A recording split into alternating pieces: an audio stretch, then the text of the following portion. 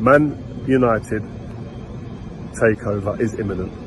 We're hearing the Qatari bid is the one that's taken over. It's the one that's going to be accepted, and it's the one that is going to go through. Hallelujah, man. We can't wait. First of all, I want to say that obviously we're winning. Tottenham aren't scoring against me. I said this already 2-0. Jesus Christ. Rashford will be scoring. This will be Rashford's first goal of the Prem this season.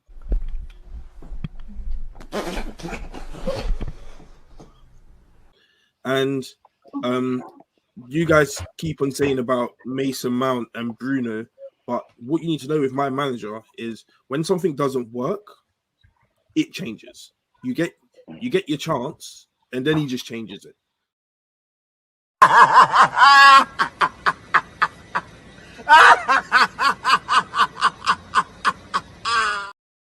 The play. You're proving my point. No, you're proving your point. We're fucking 15th. It's on the play. We're 15th. We are 15th, sir. We are 15th. We are 5 points away from relegation. Yeah? We are closer to the bottom than the top, bro. We ain't winning Europa. There's no European football next year. Why? Oh my God.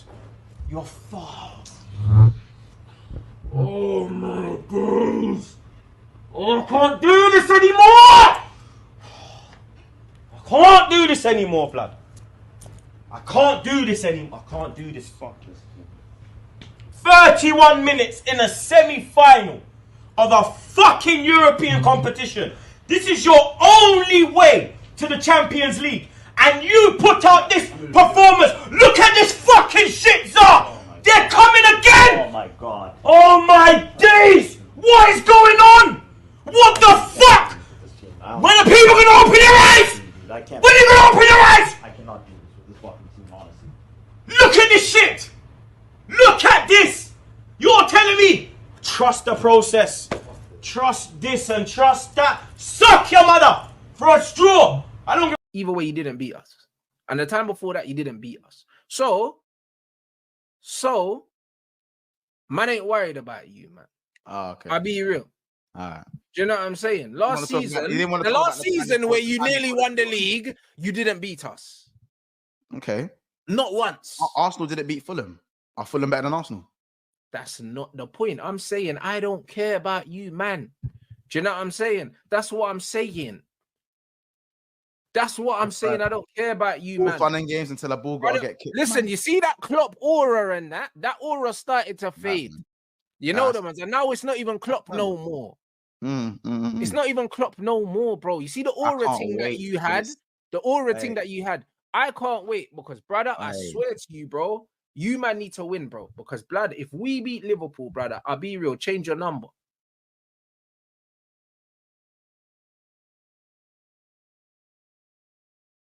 Got him. We fucking got him.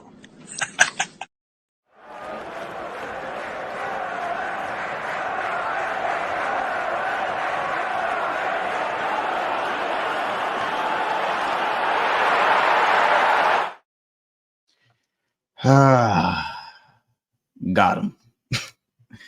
We fucking got him. I had the same clip, bro. I was just waiting on Rats to jump into one of our streams randomly. I was just gonna drop. Wait, which clip? Which clip? The one that I just had. The same one you just had. I had the same one. Just wait. Oh, you saved it. You saved it. Oh, brother, come on, brother. Watch you lot, brother. I'm a fan. Come on. Man, saved the clip. I love it. Doing. Come on now. Yeah, man. Yes, yeah, Rats. I've been working, G. I've been working. Yeah. Big up Rants. You ain't hiding. Rants. Yeah, bro. I've been working. I have everyone. I've got everyone. I've got everyone. You know what I'm saying? So big up Rants though. Go subscribe to Rants and Bants. We don't worry. I'll see you on Thursday. I'll be seeing you on Thursday. How about this? You know what's funny? Rants even wore the Mo Salah. He even wore the Egyptian kit. Either way, you didn't beat us. And he's even wearing the Mo Salah. He's even wearing Egyptian colours. He's even wearing Egyptian colours. You know what I'm saying? That's what I like. It was only right that these man have their third kit after King Mo. You know what I'm saying? Oh, rent's due, innit? Rent's due. Gotta make up that rent some way. Gotta make up the rent, bro. Mo Trafford, they're calling it. Oh yeah, Mo Trafford, Gravenberch Busquets. There's many ways you can go about this, man. But listen, we're back for another episode of Big Six Pants. Obviously, I'm joined by Cal. Matt's gonna be here literally in a minute, so stay tuned. You know what I'm saying? It's gonna be a lot of Liverpool chat today, man. It's not gonna be Liverpool therapy, man. What's a name for it? It's gonna be Liverpool celebration. You know what I'm saying? Liverpool respect. You know what I'm saying? Back slots, no slot machine. Yeah, I'm not doing the whole back slots, bro. Well, listen, you don't have to do that. This is my channel. So yeah, listen. There's a lot to talk about, man. You lot, listen, on your way in, there's nearly 300 in here. Big up the Coppish community. Make sure you lot smash the like button and can also I ask one question? Yeah, bro. Just so we get the negative, just so we get the potential negativity out of the way. Okay, go on. Your thoughts on Szoboszlai so far this season? The fuck? He's been all right. Bro. He's been all right, man. Was he man of the match or something? I'm confused. No, I just asked. You want me to give you Szoboszlai prop because he hasn't been shit? No. I genuinely just wanted to know how you felt about him so far this season. He's been all right. He's been all right. I mean, he's not like all my days, but he's not like been shit. Like, you know, like apart from the first half of Ipswich, where most men were bad against Ipswich first half, he's been all right. The first half of Ipswich was awful. I'm not gonna lie. I was really considering deleting your number after that first half of Ipswich because I thought I'd hear from you. No, like I like every game's 90 minutes. I'm not gonna crash it on a man for having a bad 45 minutes. You're like, lying. Another 45 to make. You're lying. You're lying on stream. But cool. No. But listen, Carol. Like we'll get into certain stuff about the game, especially the fact that he just didn't score that goal. No. Oh no. For me, that took him down a rating. I was fuming when he did that. We'll talk, but yeah, man. Smash the like button, subscribe to the channel. We're about 20. I don't even know how close we are to 11.8. I ain't even checked. I think we're 60 away. So you don't know what to do, man. Hit the subscribe button and all that good stuff. And yeah, Carl, obviously before we get into who's in the chat and the man that are around, like what's just your thoughts, man? I just want to get your thoughts. What do you mean? My thoughts about the game, the season so far? Whatever you want, King. Whatever you like. Wherever you want to be king, you know. wherever you like, my brother. Honestly, I'm pleasantly surprised how quickly I think I said this after a couple of friendlies, but I'm pleasantly surprised how quickly we've adapted to Slot's philosophy of football. I'm very impressed by Slot, as in very impressed by how he approaches games, like his breakdown of Ten Hag and his tactics. The fact that he did that in 2 minutes after the game as well, and everything he kind of said came to fruition during the match was fantastic. I like the fact that he stamped his authority down with the whole Trent thing last week, and the fact that a week later he did the exact same thing, but as a completely different response from Trent. That to me shows man management, but also a willingness to say, I'm still boss here, so don't take the mick no matter who you are. I like the fact that he's rotating players when they need to. I like the fact that he's completely had trust in Gravenberch and said, yeah, I don't really care about the outside noise. I know what this player can do for what I need him to do in this system, and he's the best player to do that. I like the fact that he made the early sub in the Ipswich game with Kwanzaa and didn't really take any prisoners there. And the fact that we've had him for 3 games and we have an identity philosophy. For a second, man. Either way, he didn't beat us. And either way, he didn't beat us. And either way, he didn't beat us. And Man United have had Man United have had Ten Hag for 2 years and a few games now. I still don't know what their identity is. Bro, how about this? Yeah, I'm just happy that Rance has seen the light, because I tried to tell him, I'm happy he's seen the light. You know what I'm saying? We're both very strongly opinionated people. So when we disagree on something, it lasts for about 45 minutes. I ain't gonna lie, Yeah. minimum. You just if we disagree on something, just add 45 minutes to the show on the first. Just add 45 minutes on. So to see that he's come around like that there, it warms my heart. It warms my heart, you know. All right, this is where I'm going to be objective though, because I as much as I want to be shameless, I'm going to try and be objective. Oh no, I had to fight Bear United fans, so the shamelessness is never going to die on my team. Oh no, off stream I've been relentless, but on stream I'm going to try and remain objective for this particular point. As impressed as I've been with Slot, I don't want to go overboard and put him too much on a pedestal yet, because there's still certain things we haven't seen. We haven't seen how he rotates the team when we have 3 games a week, which is going to happen after the international break. We haven't seen what he's like when he doesn't have his tried and his favoured starting 11. We haven't seen what we're like if we go down in a game, if we concede first. We also don't know what it's like playing Slots football 3, 4 months, 5 months into a season. Right now, we still got that new manager bounce. And God forbid we have a few injuries. We don't know how we adapt there. But as of right now, there is nothing Slot could have done better than what has happened right now. No, I hear it. I'm listen, man. There's a lot of things that I want to say. And I'm just saying, it took Arteta how many years to find an identity philosophy? It took, Ten Hag still ain't found one. We've got an identity and a philosophy already, and that's positive. Very, very positive for me. Love that, man. I know that ain't who I think it is. You know, it's funny. I forgot to say just something. Let's try that one more time. I know that ain't who I think it is. I told you I was bringing the guns, bro. Well, go on. Large up drift, man. It was only right, though, innit? It was only right. What's going on, bro? What's going on? I Come know, on. you see Welcome how I to the sent you? stream, You see, you sent me the link and I sent it back to you. Yeah. Yeah, I doubt I mistakenly did that because I was trying to send it to Drift. I was thinking, bro, I'm sending me my own link. But big up Drift in the house, man. Listen, man. Like I said to Cal, thoughts, man. That could be on anything. Just thoughts right now, because everything, I feel like there's just positivity in the air right now, innit?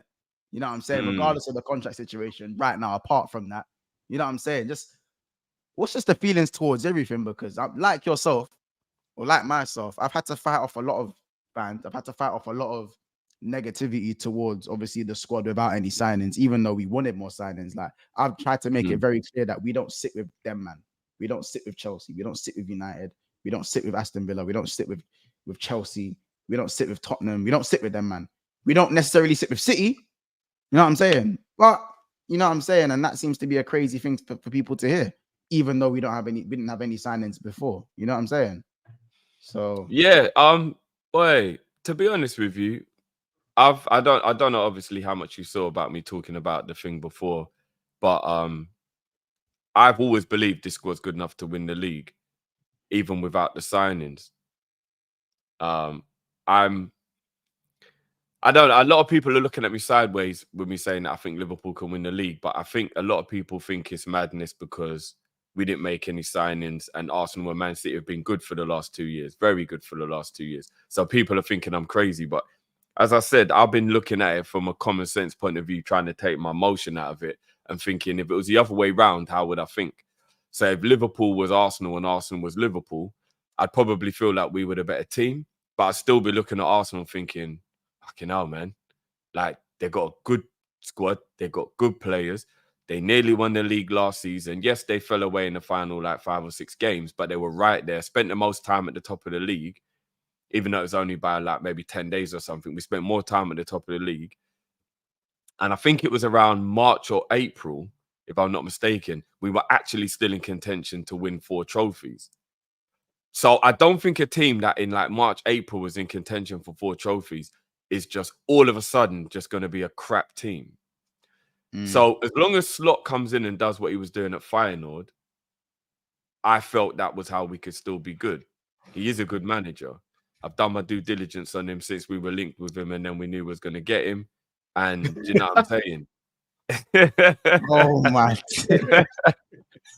no, but big up Raz because he's actually. And the thing is, I get people call me a hater when I say these things because I am known in the community as like as an Arsenal hater, right? And I say I just hate Arsenal. I'm not an Arsenal hater. There's a difference. But how many times can Arteta fail, and then they just go, "Oh no, but we can go again. We can go again." They do have this like I think overconfidence of like it can just happen again, and we can tell you. I bet Man United can tell you. There's other teams who've been great. Maybe even Chelsea fall into this bracket of you've been great and you just think you're going to be there. And then all of a sudden, you're just not. And sometimes it's unexplainable. Without Spurs, that's because people underestimate like the ability to just be in and around it. And I'm not even glorifying it.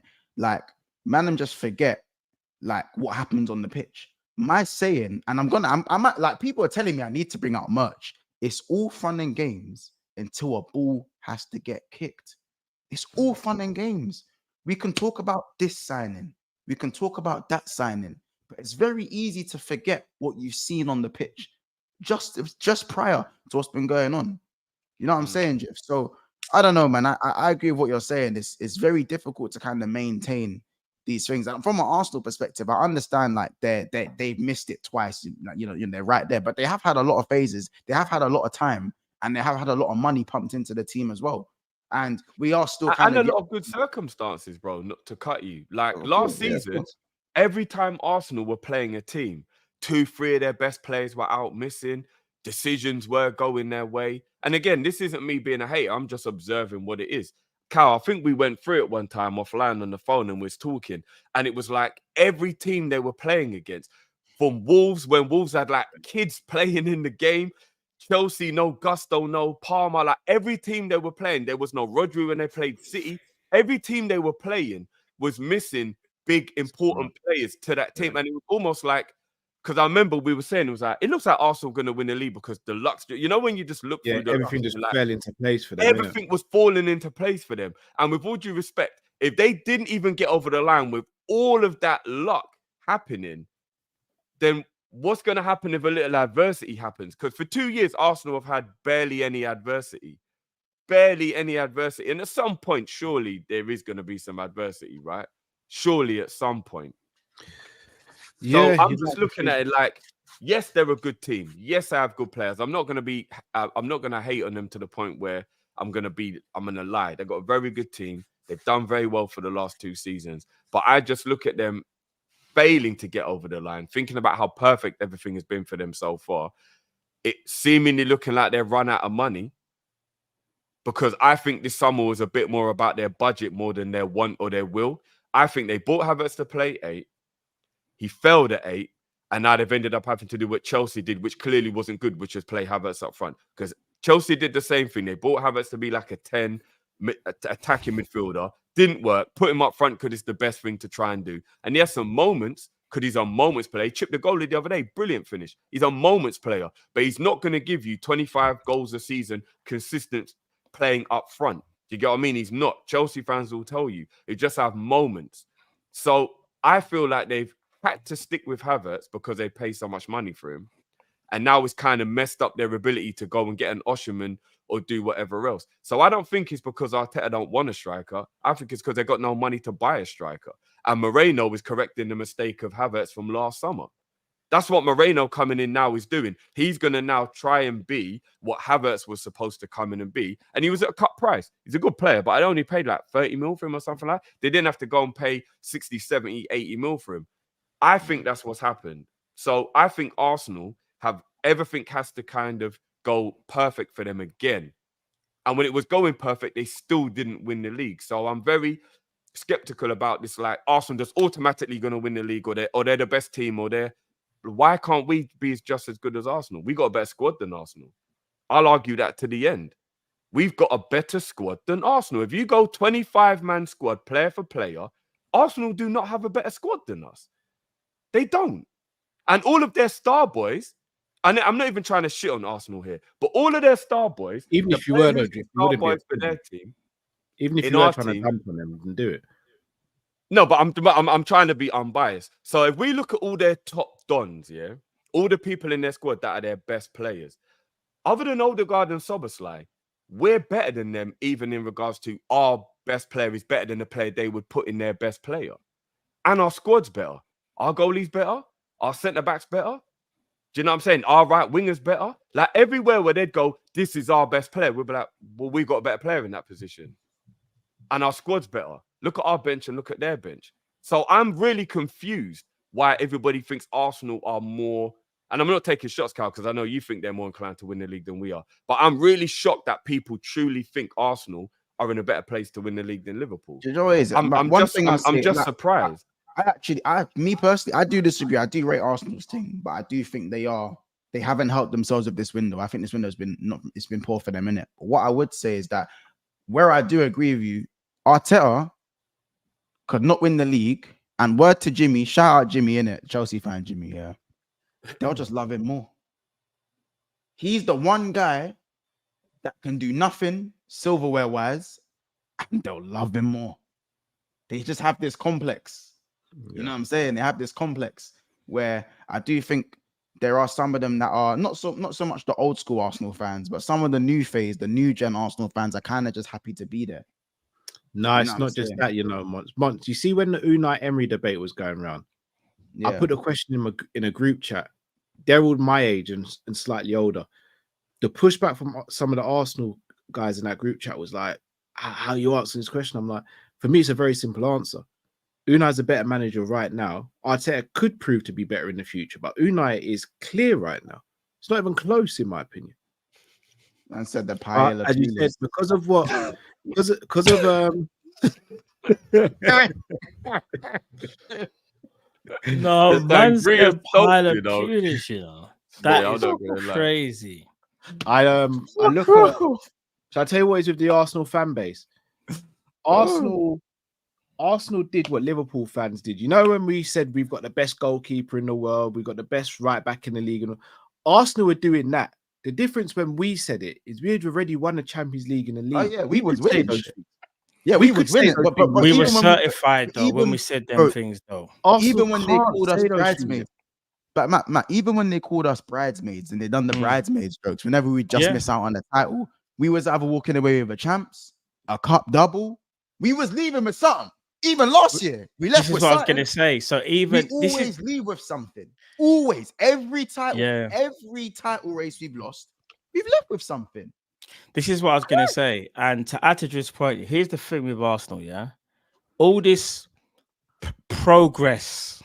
They keep talking about progress, which is true because Arsenal were a laughing joke at one point, yeah? And they've done well to get to where they are. But how long do you give it to see if they can get over the line? And like you're saying, when we said these things about our players, we were certified. They had won trophies. Like, I think Arsenal were not joking about, but they put on Twitter, some of their fans saying, they had how many people going in the Ballon d'Or race? Bro, at one point we had Alisson, Mane, VVD, Salah. We had 8 or 7 there was bare man that was like that were up for that competition. Do you know what I'm saying? So for that award, Arsenal, in my opinion, have to win something. You can't keep doing this whole we've made progress, and that's why there is that whole conversation about whether Arteta can take them over the line. And they do have deficiencies in their squad. They do, because I always ask the same question, and obviously I don't want to make this too much about Arsenal for too long. Yeah, of course. Going off of Drifty's point, but I got to keep it strictly a buck in it. One thing I do find quite hypocritical is that when it comes to Tottenham, they measure Tottenham strictly by the fact that they haven't won a trophy this year, or they didn't win a trophy. But when it comes to and stick of themselves, it's we made progress in this facet and that facet. But when it's Tottenham, it's just trophies. Well, he's living off that FA Cup win he got with Unai Emery's team, isn't he? Yeah. No, but I'm just saying that, like, just the point of that, like, you measure yourselves with progress, but you don't measure Tottenham with progress. You measure them with trophies. Well, shout out to someone in the chat who said it earlier. They're pretty much becoming Arsenal Hotspurs. Well, trophy. Some people say they're a spicy Spurs or something like that as well. Spicy Spurs is crazy, but generally, I don't think Arsenal will be in the rut this season, even though they've drawn against Bournemouth at home. I simply think that they started. People forget Arsenal started. That Spurs made the Champions League final as well, by the way. Sorry. Can I just address one thing real quick? So Kai Havertz in the comments saying Liverpool fans forgetting that they faced a weaker City team. We faced a treble City team. Do you know how many points City got when we were playing City? Yeah, that's that wild. treble- You lot ain't still ain't broken the 90-point barrier. This is what I'm saying. Nah, They got a long but way to go. that's definitely biased. I don't think anybody would ever look at this version of City and tell me that's better than the first 4 or 5 years of Pep's reign when we had to go up against them. Sterling, Aguero, Sane City with Fern. And we're talking about young De Bruyne Fernandinho. and things like that, like prime Yeah, De Bruyne, Mahrez. Like, come on, man. How on earth is this City team better than that? Gundogan when he's going in the false 9 and that. They've got Bro, Grealish and scoring Doku and being now. their Back top then, they scorer. had Sane and fucking Mahrez. If we were proper Liverpool last season and the season before, where we break 90 points, we beat City in those seasons. We beat them both seasons.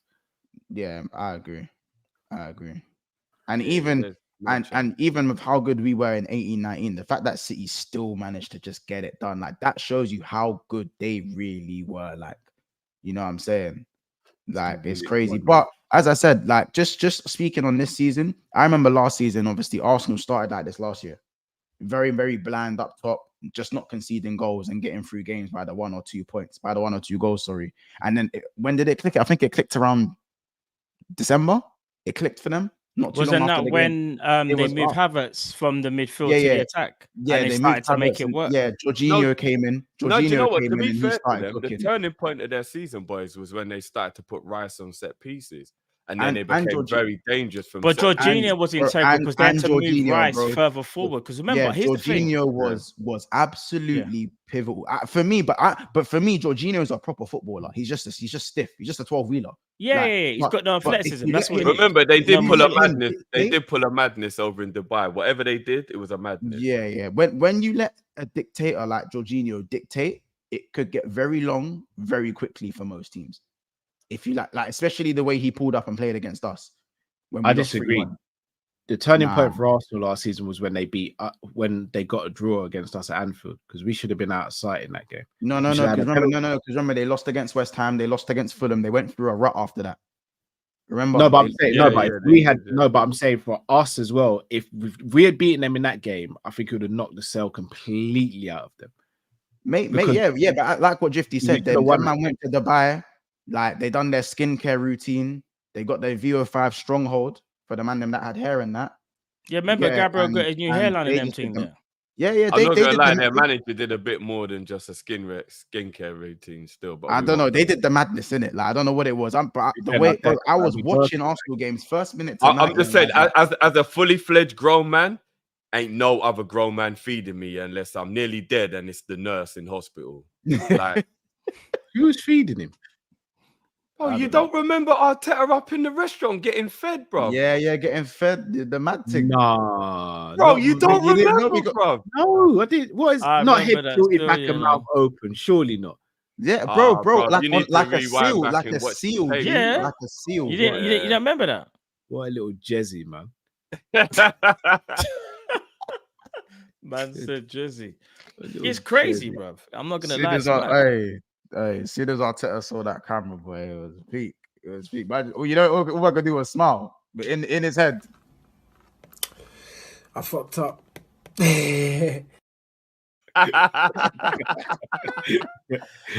Much, you know, actually, remember that? Do you know? I need to send you the clip. You know, I need to send you that clip, once. Hold on. which one? What, the one where he's You know- using Kobe Mainoo's head as Yeah, bro. You need to play that one, bro. You need to play that one. I think it's because it's got music. I can't play it. No. You can play it. It's got no. It's calm. It's Yeah, calm you're because it's right. muffled. It's calm. You're right. You're right. Yo, You you share know your what I do screen, need man. to see? I do need to see his light bulb speech. Because apparently he did like Oh, a it's the speech most- about. I haven't seen it yet. I need It's to. so cringy, bro. It's so cringy. Yeah, but ain't this the brother as well that was getting people to pickpocket the players to see if they're alert and that? What kind of Imagine madman telling man he's does got to that? be on the swivel with his missus at dinner. No, kind but of craziness is you that, see bro? that right there? That explains everything I need to know. That Wow. does, because I'm not being funny. You think Ibu's letting someone pickpocket him? Ibu's going to prison that same night. No facts. You can do that with the Arsenal boys. You can't do that with certain other teams. You think Right. you're doing that Badia Sheely and all them, man? You get parked up real quick by them boys. You get parked up real quick. How could the pickpocket thing is crazy to me. I can't even lie. It's mad. It's mad. Big up Jamie Phillips. Obviously, Jamie couldn't make it today, but obviously, you know, Jamie's here. He's here in spirit. He wants us to spread the good word about Gravy Boat. And don't worry, that is the next topic anyway. In a second, Jamie says, "Big up, guys. I'm 20 rums in, and the wife just said I've had enough. I wonder what single life is. What single life is like. There's even an 8 there to know that he's burst because there's an 8. There's a random 8 at the. There's a random 8 at the. Hey, Jamie, I'm not gonna lie, bro. Take time because 20 rums in is mad. That's I'm crazy. not gonna lie that. Even if That's they're crazy. single, Yeah, mad. 20 You know what rums I'm in saying? is So crazy. That. Stay healthy, G. Stay healthy, man. Big up Jamie, man. Listen, man, I wanted to talk about this one because I called Cal and spoke to him in the summer, and he spoke to me like I was, and he looked at me like I was crazy, and I couldn't even see his face because it was over the phone. Because But it I know wasn't he a was looking at me like I was a conversation. madman. No, stop. It wasn't a conversation, bro. You called my phone, was shouting down the phone, bro. Yeah, You shouted no, it. bro. I can't remember how I started the phone call, but I just randomly called Cal one day and I said, "Bro, grabs the guy, you know."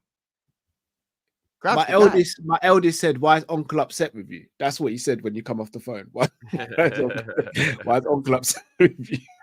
You shouted at me, bro. I felt like I was getting told off. I can't remember. Wait, what was the first thing I said? I don't remember the first thing I said. I know what I was about to say now.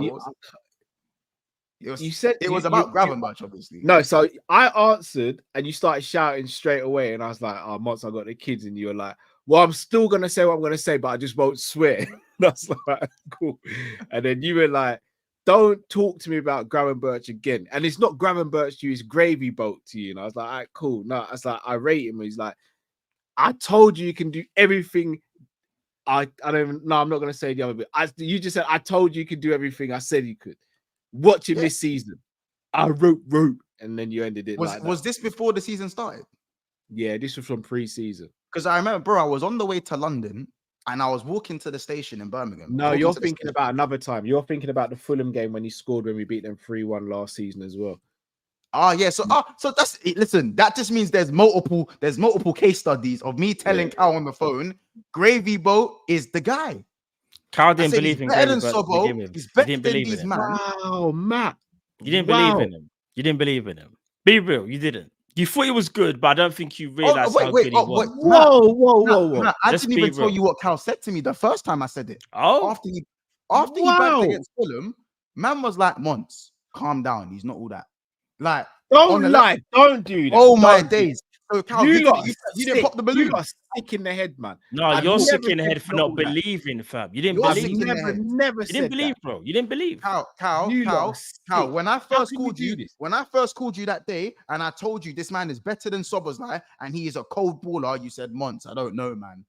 I don't know if he's better than Soboslai. I don't know if he is. No, but when I just said he was cold in general, you was like, "Yeah, Monts, I don't know where you're getting this. I don't know where you're getting it." You said, "Monts, you said, where's this coming from?" You said, "Where's it coming from?" Because it was random, bro. You randomly called my phone and started shouting. It doesn't come from anywhere. I just felt, bro, it doesn't need to come from anywhere. It doesn't need an origin. Why does everything need an origin? Why does everything need a reason? Why When can't he I just scored the feel goal the fact against that this guy's a Fulham, baller? I just said I need to see more. I said I need to see more. I'm seeing more now. No. You needed to sense more. This is because if this was 4x, you're not eating like me and Matt. Let me get this straight. I think you doubted him. I've come over here with Matt and Drift to get rushed. Is that what happened? Listen, Cal, you're veering away from the point. Yeah. I've always rated Gravenberch. Let me try to fix my camera 1 sec because my camera's. Oh, you got. No. Look, you can see. Oh no, it's back actually. Look, I was moving mad slow. I don't know if you saw. Did you just say you've always rated Gravenberch? I've always rated him. I have, but I said, Matt, what did I say last season? Don't. Oh, my camera. Look, you can see I'm going mad slow. You can see my camera. Bro, I came off that phone disappointed. I came off that phone call disappointed because you didn't. This is why black businesses don't thrive, you know, because we always. Fuck this. Cal, are you gonna sit there and tell me right now that when I spoke to you about Grav, you was with it. You was like, "Yeah, Monts, yeah, Monts, I'm with it." yeah, Monty's a baller. He was like, nah, like, I need to see more. I don't know where this is coming from. Like, you know, we need to get a 6. Where is he gonna play? Like, you got too many 8s and all of that. Everything I said was absolutely spot on until the start of the season. And you said, like, he's not a 10. Like, we've got a lot of 8s. He's certainly not a 6. So where's he gonna go? You know what? I got to debunk this now. I said he's the best receiver. I said he's the best receiver at Liverpool. Did you Hold on, say? let me land. I said he's the best receiver at Liverpool. I said he's one of the, and I said he's mad technical. Yeah, and you were just debunking me. You know when Carl does the debunk thing when he goes, Mont, can I ask you a question? You know he does that one. He really goes, Mont, can I ask you a question? Yeah. And he starts debunking me. He's debunking me, blood. Carl, do you know what you did? He's got the best half turn at Liverpool, and I said, Mont, you're absolutely spot on with that. But I said I don't know if he's the best technical midfielder we have. I don't, because it's McAllister in my opinion. Carl, when we signed Ryan Gravenberch, did you say we shouldn't have signed him? We should have got someone more defensive minded. Yes or no? I said we needed someone a bit more combative. Yeah, I did. Because we did at the time. Hold on, are we doing this revisionism? Right. We're not actually putting context in it. No, bro. I just asked you a simple question and you just give it a simple answer. Fight back. You know what I'm saying? So you didn't believe, bro. You didn't believe. You lot move like the brothers from the Slime Gang. I'm Young Thug right now, and you like the other brothers. I said that. Man said that. Listen, Cal. Boy to boy. To the Rico boy, Cal. We'll never get to really. We'll never get to really like expose the content of that phone call. But you know, and I know how that phone call really went. And I come off that phone call deflated. Can I ask you a question? Going into the summer month, did you want a DM? Yes, I wanted a DM. Matt, did you want a DM? Yeah, of course. So what did I say was wrong or incorrect about me saying? You said we got too many of the same player, right? Which we did. And I said that may be the case, but Gravenberch is cold. What did I say he was the other day, Matt? Wait. I said at Ajax, he was seen as a wonder kid. Yeah, I remember. What surprised me when you said that was I compared him with Bellingham a year ago. Obviously, you compared him, but we were speaking about alternatives who we could bring for the midfield. And he was one of the names that was brought up. My exact words were when he was at Ajax, he was raved about how Bellingham was being raved about. He had a bad year. That is true. That's all true. Right. That's true. But he still wasn't overjoyed for the signing. You have to be real with it. Because I was more frustrated. Be real, bro. You wasn't overjoyed with the signing. You wasn't. I'll be honest. When I sat there and said to you, he's better than Szoboszlai, what did you say to me? I said I think he does some things better than Szoboszlai, but I don't think he's overall. I said no, but he is better. Like he is better. Do you agree with that, Matt? Szoboszlai's an athlete over him, and that's it. There's different aspects of their game because obviously you could sit there. No, he's just better. No, he's just better. No, they're different players though. Szoboszlai runs more. They're different players. Strikes a ball cleaner. Plus, I'll say this as well. Yeah, of course. But all right, I'll say this, yeah. If you put Grav in a 10, I don't think he'll have the same impact as Szoboszlai. But I also feel like Szoboszlai can't play. But what I'm gonna say is I don't think Szoboszlai can even do what Grav can do in the 6. They're two different players, though. They're two different players. If you're talking about who's more gifted, like who's more technically gifted, then it's Gravenberch, who's more gifted. But they both have parts of the game where they both excel in it. We can't just sit here and just start saying things like. What about walk back into? Who's a comparison with? Who we compare? We're just trying to rush me, but what I've done is I've used it. You're lucky Drift don't rush you as well because you're Drift. Do you remember when Coward doubts about Gravenberch? Graven hooting. He was on this Graven hooting, G. Like you get Drift. Like, do you remember when Coward doubts about Gravenberch? All right then. Oh, so Drift saw it as well. Remember, there's three people in the WhatsApp group, Cal. There's three of us. Hold on. What have I always said consistently about Gravenberch? To get the best out of Gravenberch, he needs to play next to a 6. Am I not correct? The original question was I'm trying to wrap my memory right now of like what actually happened because I don't want to misquote anyone. You know what I'm saying? No. Hold on. Will we agree that yesterday's performance against Manchester United was Gravenberch's best best display in Liverpool shirt since he's been here, right? For me, he's put in 3 9s, 9 out of 10s. Yeah, it's definitely out there, Carl. Yes, there was a 10 and a 10 out of 10. Yeah, it's definitely 100%. But that was his best performances in a Liverpool shirt, right? 100. 9 out of 10 for me, but I hear it. Who out of him and McAllister played as the deeper player yesterday? It's a bit of both. I think they were swapping. They were kind of I know you think alternating, it was in my McAllister, opinion. but I think they were swapping. McAllister was more reserved than Gravenberch yesterday. I think they were swapping, he was, bro. but they were definitely switching. They were like, alternating, but that's because look Man at the United. position where look at the position where Gravenberch wins the ball for the first goal. Gravenberch is the deepest midfielder for that move. Bro, you know the disallowed goal. And McAllister's on the higher press.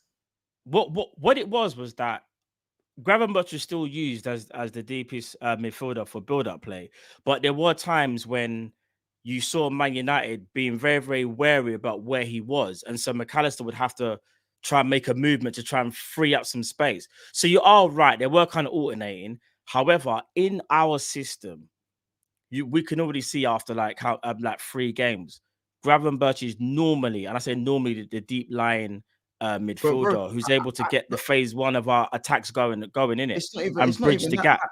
Matt, to me, the reason why I said that, and I can see some of you lot in the chat are saying my Szoboszlai agenda. Listen, I just say what I see in it.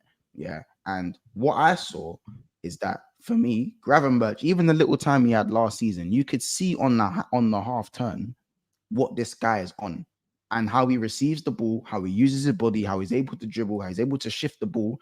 Yes, for me, when he's playing further forward, I see the lack of he's not able to make his mind up quick enough. And I understand that. But for me, he's not a 10. He doesn't belong that far up the pitch. I agree. He's not a 10. He needs to win the ball, distribute, or beat a player, because he's for someone of his size, he's very elusive. He's elusive also. He's fleet-footed. He's very graceful the way he moves on the ball. So, of course, like for me, I saw phases of that in the 8 in the Klopp system. But again, in a footballing system, and this is no thing on Szoboszlai. The reason I said he's clear of Szoboszlai, because Szoboszlai for me is more of an athlete. He's more of an athlete. He has footballing tendencies that are good. That's true. He's more of an athlete. That is true. His ball striking, his delivery. Do you know what I'm saying? But in terms of receiving the ball, technical ability, dribbling, ball retention, all these things, for me, Gravenberch is more of a midfielder. If anything, like you guys said, Szoboszlai is more of probably an attacker. If anything. Can you allow me to share something quickly, please, on the screen? To be fair, we should be fighting over which player is better, man. Like, this is no, I'm not even fighting. But I'm just saying, because we're celebrating Gravy Boat right now. And we're gonna give Szoboszlai's flowers for me, because for me he has been better. But I'm just saying, are you still not feeling Szoboszlai even after the good start of the season? You can't stand it. What are we doing? Hey, let you can't answer me the question first. He hates it. Ask me the question for okay. That video we've got where the man walks up to the brother at the till and rips the shirt off his back? That's what he do to Szoboszlai if you saw him. Do you know what it is, bro? I've had it up to here. I had it up to here. That first half at Ipswich, I was punching particles, fam. But with Szoboszlai over the last 2.5 games, and I say 2.5 games. For me, he's been better. I really enjoyed his second half against Ipswich. I think against Brentford he was fine, and I think even against Man United he was fine. I didn't see any gaps in his game. He didn't light the world up, in my opinion, but he done what he needed to do. He done his job. He kept it simple when he needed to keep it simple. He weren't giving away those stupid 5-yard passes that he was doing for large parts of last season. And for me, what impressed me was his engine off the ball, the way he was able to get back during counter attacks. I'm not gonna lie, he done one sprint. And I was a bit like, yeah, he's got jets. He doesn't stretch his legs that much, but he's got jets still. So no, he's very quick. Yeah. You know what Szoboszlai did for me? He's got jets in it. But this season, Szoboszlai, I don't know if any of you lot have ever come to this epiphany, or if you lot have ever thought about this, but you know when you watch a player play for another team, but you obviously do it sporadically. So maybe you watch like 3-4 games in a season. Obviously, you watch clips all the time and highlights and stuff, and then you like build up this opinion of a player in your mind, almost like a fantasy of like how great the player is, right? And then when they play for you and they don't do what you thought that fantasy was, it just bursts the bubble, and you're like, "Wow, what is this?" That's what happened for me with Szoboszlai, and I just need him to bring back how I thought he was before he was a Liverpool player. Do you get what I'm saying? Cardio Cousins is mad. That Cardio is Cousins is crazy. fucking killing me. Sorry, Mons, can you share Cardio the screen that Cousins. I've got in the background? Yeah, I can. Let me just take the border off. Bro. Let me take the border off. This, in my opinion, should back up everything I've just been saying. Look where Gravenberch's position is. And this is for the is this their average position for like the whole game? Is it? Is this what this is? And where the average places they're passing the ball from as well. Look, do you know? All right, can I tell you why? In my opinion, hold on, Matt. Go on. So when I say if Gravenberch is playing next to a 6 or a more defensive-minded midfielder, the Gravenberch we're seeing now isn't going to be the final form. We need to see Gravenberch next to a proper 6. Not just him, but McAllister would be where Gravenberch is, and the 6 would be where McAllister is as well. So not only are you helping Gravenberch to improve his game, you're helping McAllister to improve his game, but you're also allowing those two players to rotate with one another, which gives longevity for the rest of the season as well. So when we get into May, instead of having burnout for both of these players, whoever's at the best form or the peak form at that time, they play in that game, whether it be a cup final or a game that could take us to the league title. Gravenberch had his best game for Liverpool yesterday. Why? Because look where his average position is. Closer to the number 8 than it is to the number 10. Closer to the attack than it is to defense. He was allowed to be more adventurous. He was allowed to get forward more while McAllister took on the lion's share of the defensive work. Gravenberch still did brilliant with his interceptions and all that stuff as well, because he's a fantastic player. But Gravenberch sat back and said, right, you go and do your thing. And that's why we saw the best of Gravenberch. It's very simple in my opinion. But here's the thing I'm going to say as well. But against Ipswich, he was the deepest midfielder. This is what I was going to say. That's the Man United game. And by Brentford. the way, Do you want me to go and get the clip for Brentford and show you? By the I've way, actually got the guys, clip. I've not once said he wasn't good at Ipswich or Brentford, but we all unanimously said his best performance was against Man United. Yeah, because obviously you're looking at but also you got to remember Man United's midfield. There is no midfield for Man United, by the way, as well. By the way, I think we also need to remember Man United's midfield is the least organized out of Brentford's and Ipswich's, which is crazy to say, but it's actually true. I also think that McAllister against Ipswich was crap. He was crap against Ipswich.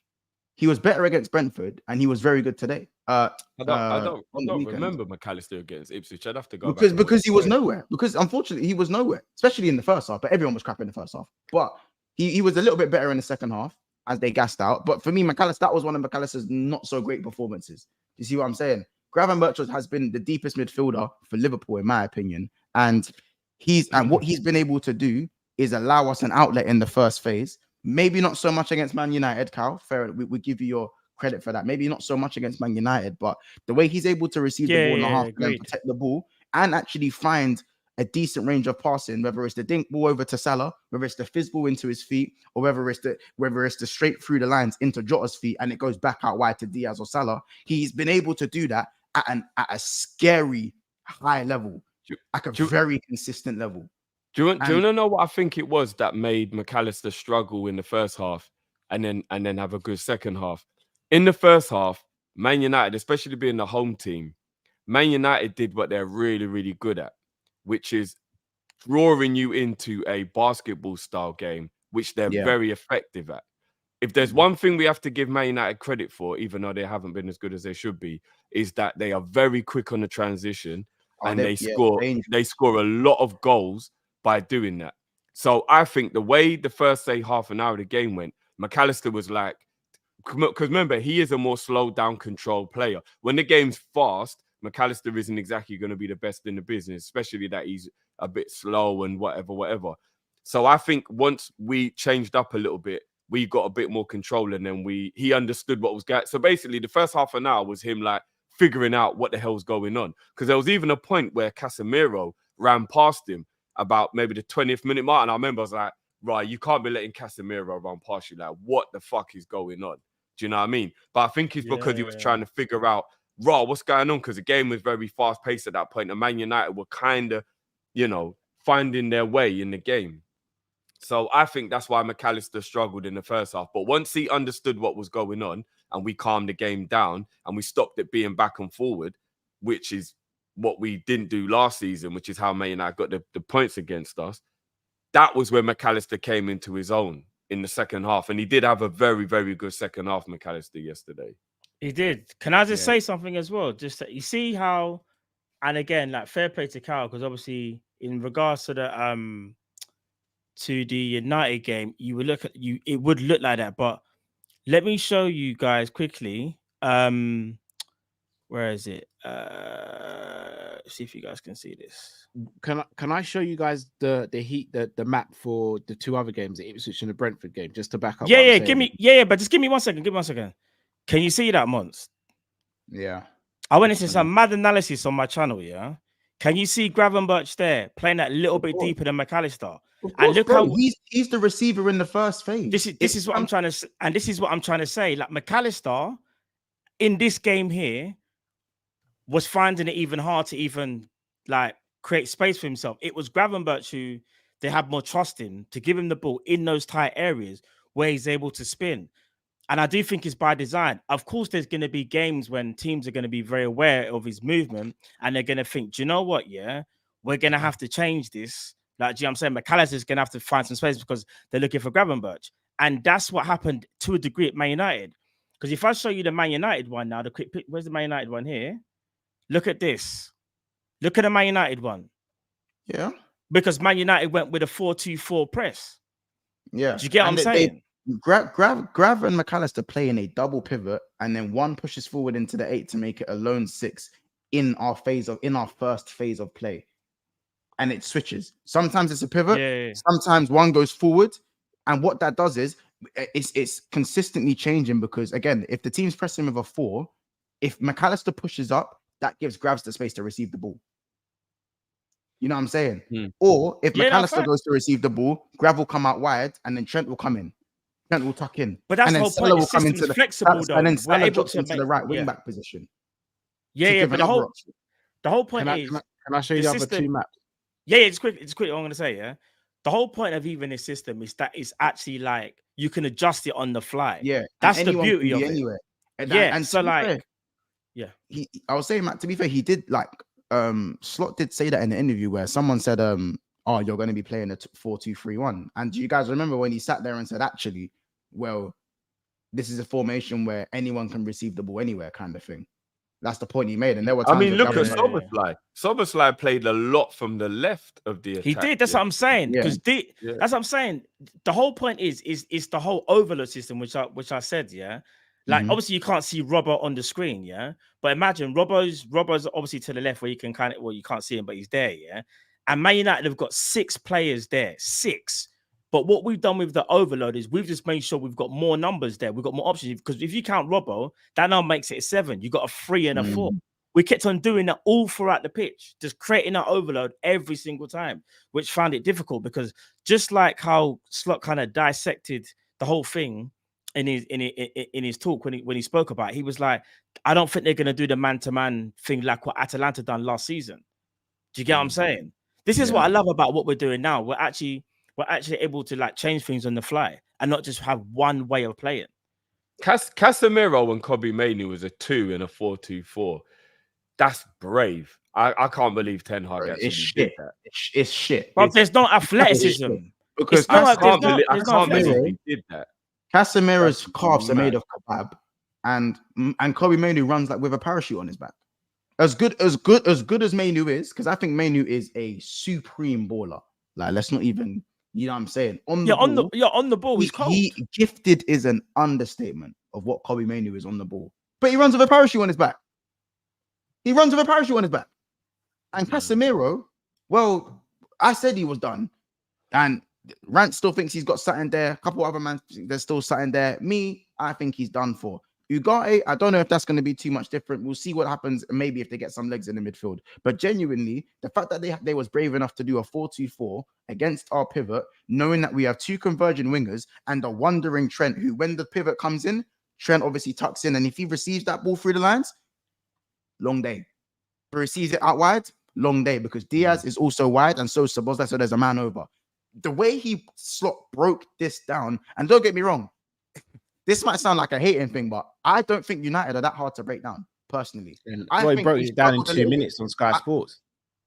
I think it was harder for Liverpool to break down Brentford and Ipswich. I agree. Genuinely. Like, obviously, I it actually shouldn't be agree. like that because Man No, United. no, but that's because Man United don't sit in deep the way Brentford do, though. That's yeah, of why. course. Yeah. They're not going to sit in deep. They're going to come out and play Obviously, against they're at home. Yeah, they're going to try and be as expansive as possible. But by doing that, you're leaving gaps. Remember, bro, and I say this about Man United with the utmost chest. Man United are mid-table fodder. They are mid-table fodder. Man said they're not that bad. No. Drift, bro. Drift. Bro, do you know how mad fodder is, bro? And it's not fucked, because I'll break it down. They're not better than Tottenham, because Tottenham have a style of play, regardless of how high their line is. When their first 11's fit, they're not better than Tottenham. They're not better than Chelsea. Tottenham look washed this season. But so far, Tottenham have played well in their games, but they've again defensive lapses in concentration have lost them games and drawn them games. They battered Leicester and they walked away with a draw because they didn't take their chances. And against Newcastle, it was a scrappy game where they were better in the second half. But they're not better than Tottenham. They're not better than Tottenham. They're not better than that record label Chelsea. They're not better than that record label over there. And Chelsea aren't even great either. They're certainly not better than City. They're nowhere near us. They're not better than Arsenal. They don't move the ball better than Brighton. We saw that in the head-to-head. They're not better than Brighton in general. They're not better than Aston Villa. They're not better than Newcastle. And they've started the season wobbly as well. Not better than Newcastle. They're better than Newcastle. They're not better than Newcastle. No, they're not better than Newcastle. They're not. No, they are, bro. They are. Then, well, that's me. Okay, in my opinion, they're not. Man United are going to finish fourth or fifth. They're going to finish fourth. No. For me, right now, as it stands, Man United are mid-table fodder until they get that Eric Ten hair follicles out of the dugout. He is a narcissist. Easy on the ball, Slan. Easy. Sorry. Easy, brother. Easy. Innit? For real, man. And not only that, we got a board manager as well, bro. Yeah. Board classical. Board lives matter as well, you know. Innit? And people can say mid-table is crazy, but these men consistently are in overdraft. Consistently owe the Premier League goals. You know what happens when you're in overdraft? You man are banking men. You man run your accounts for the household and that. You man know what happens when you go into overdraft. You know what I'm saying? I can't imagine what these man's credit score are. These men are horrid. And what annoys me is that when we actually had the head-to-head before the game and people were talking about all the build-up for Manchester United versus Liverpool, if you actually ask them, why are Man U going to go and beat Liverpool? They'll only tell you it's Old Trafford. They won't mention nothing about tactics. They won't mention nothing about players. It's Old Trafford. No logic, just hope. And you would have thought that these men took 6 points off us. You would have thought they took 6 points off us in the Prem. You would have thought that. The way they talk about what they do to Liverpool, you would have thought they took 6 points off us last season. I promise you. They just about got out at Anfield. They just about escaped to Anfield with their lives. Yeah? And sat in deep. They sat in deep. The 2-2 game, if Diaz had his shooting boots on, which he barely ever does, last season anyway, he's looked good to this season, it would have been a different story. Just about got out at Old Trafford, just about got out alive after that abysmal first half and a mistake from Kwanzaa. Lucky to get out of that alive. Again, in the FA Cup, they scored in the 123rd minute. We threw everything forward naively. These men have never been a team to batter us, outplay us, and to school us. It's never been that for the last 7 years. 7 years. We have not seen Man United come and school Liverpool. Even the game of 2-1 last year at OT. No one got schooled. No one, like, it doesn't happen. I look at Manchester United how I look at going to the Molineux. That's how I see these, man. You know why? Do you know why? And I'll break it down. I'll break it down some more. The reason I see these man like that is because when I go to the Molineux, or when I go to the Amex, or when I go to what's Fulham's home ground? What's the name of their home ground again? Cottage. Craven Cottage. Yeah. Do you know what my fear is going into those games? Do you know where my fear lies? Liverpool not taking their chances, dominating the game, and Iwobi breaks on us, squares it to Pereira, chips it over to Raul, and now we're 1-0 down in the 70th minute after dominating the game and not taking our chances. Same as Luton away. At the Molineux, Cunha, Sarabia, Teneto, we're 1-0 down just before halftime after dominating the game. Does that remind you of any team that we play? Who does that remind you of? Manchester United. That's what Manchester United are. That's my fear. We're going to dominate the game and, Bruno to Rashford, in on goal. That's how I look at Man United, bro. And that's why I call them mid-table fodder. because that's the way they play against us, and that's the way they've been playing against us in the last 7 years. What's the average? What's the aggregate score in the last 10 games? It's 29-6.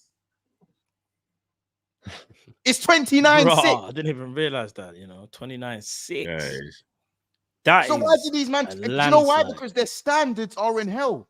They saw a couple triangles against Fulham at home, and their tails were at the roof.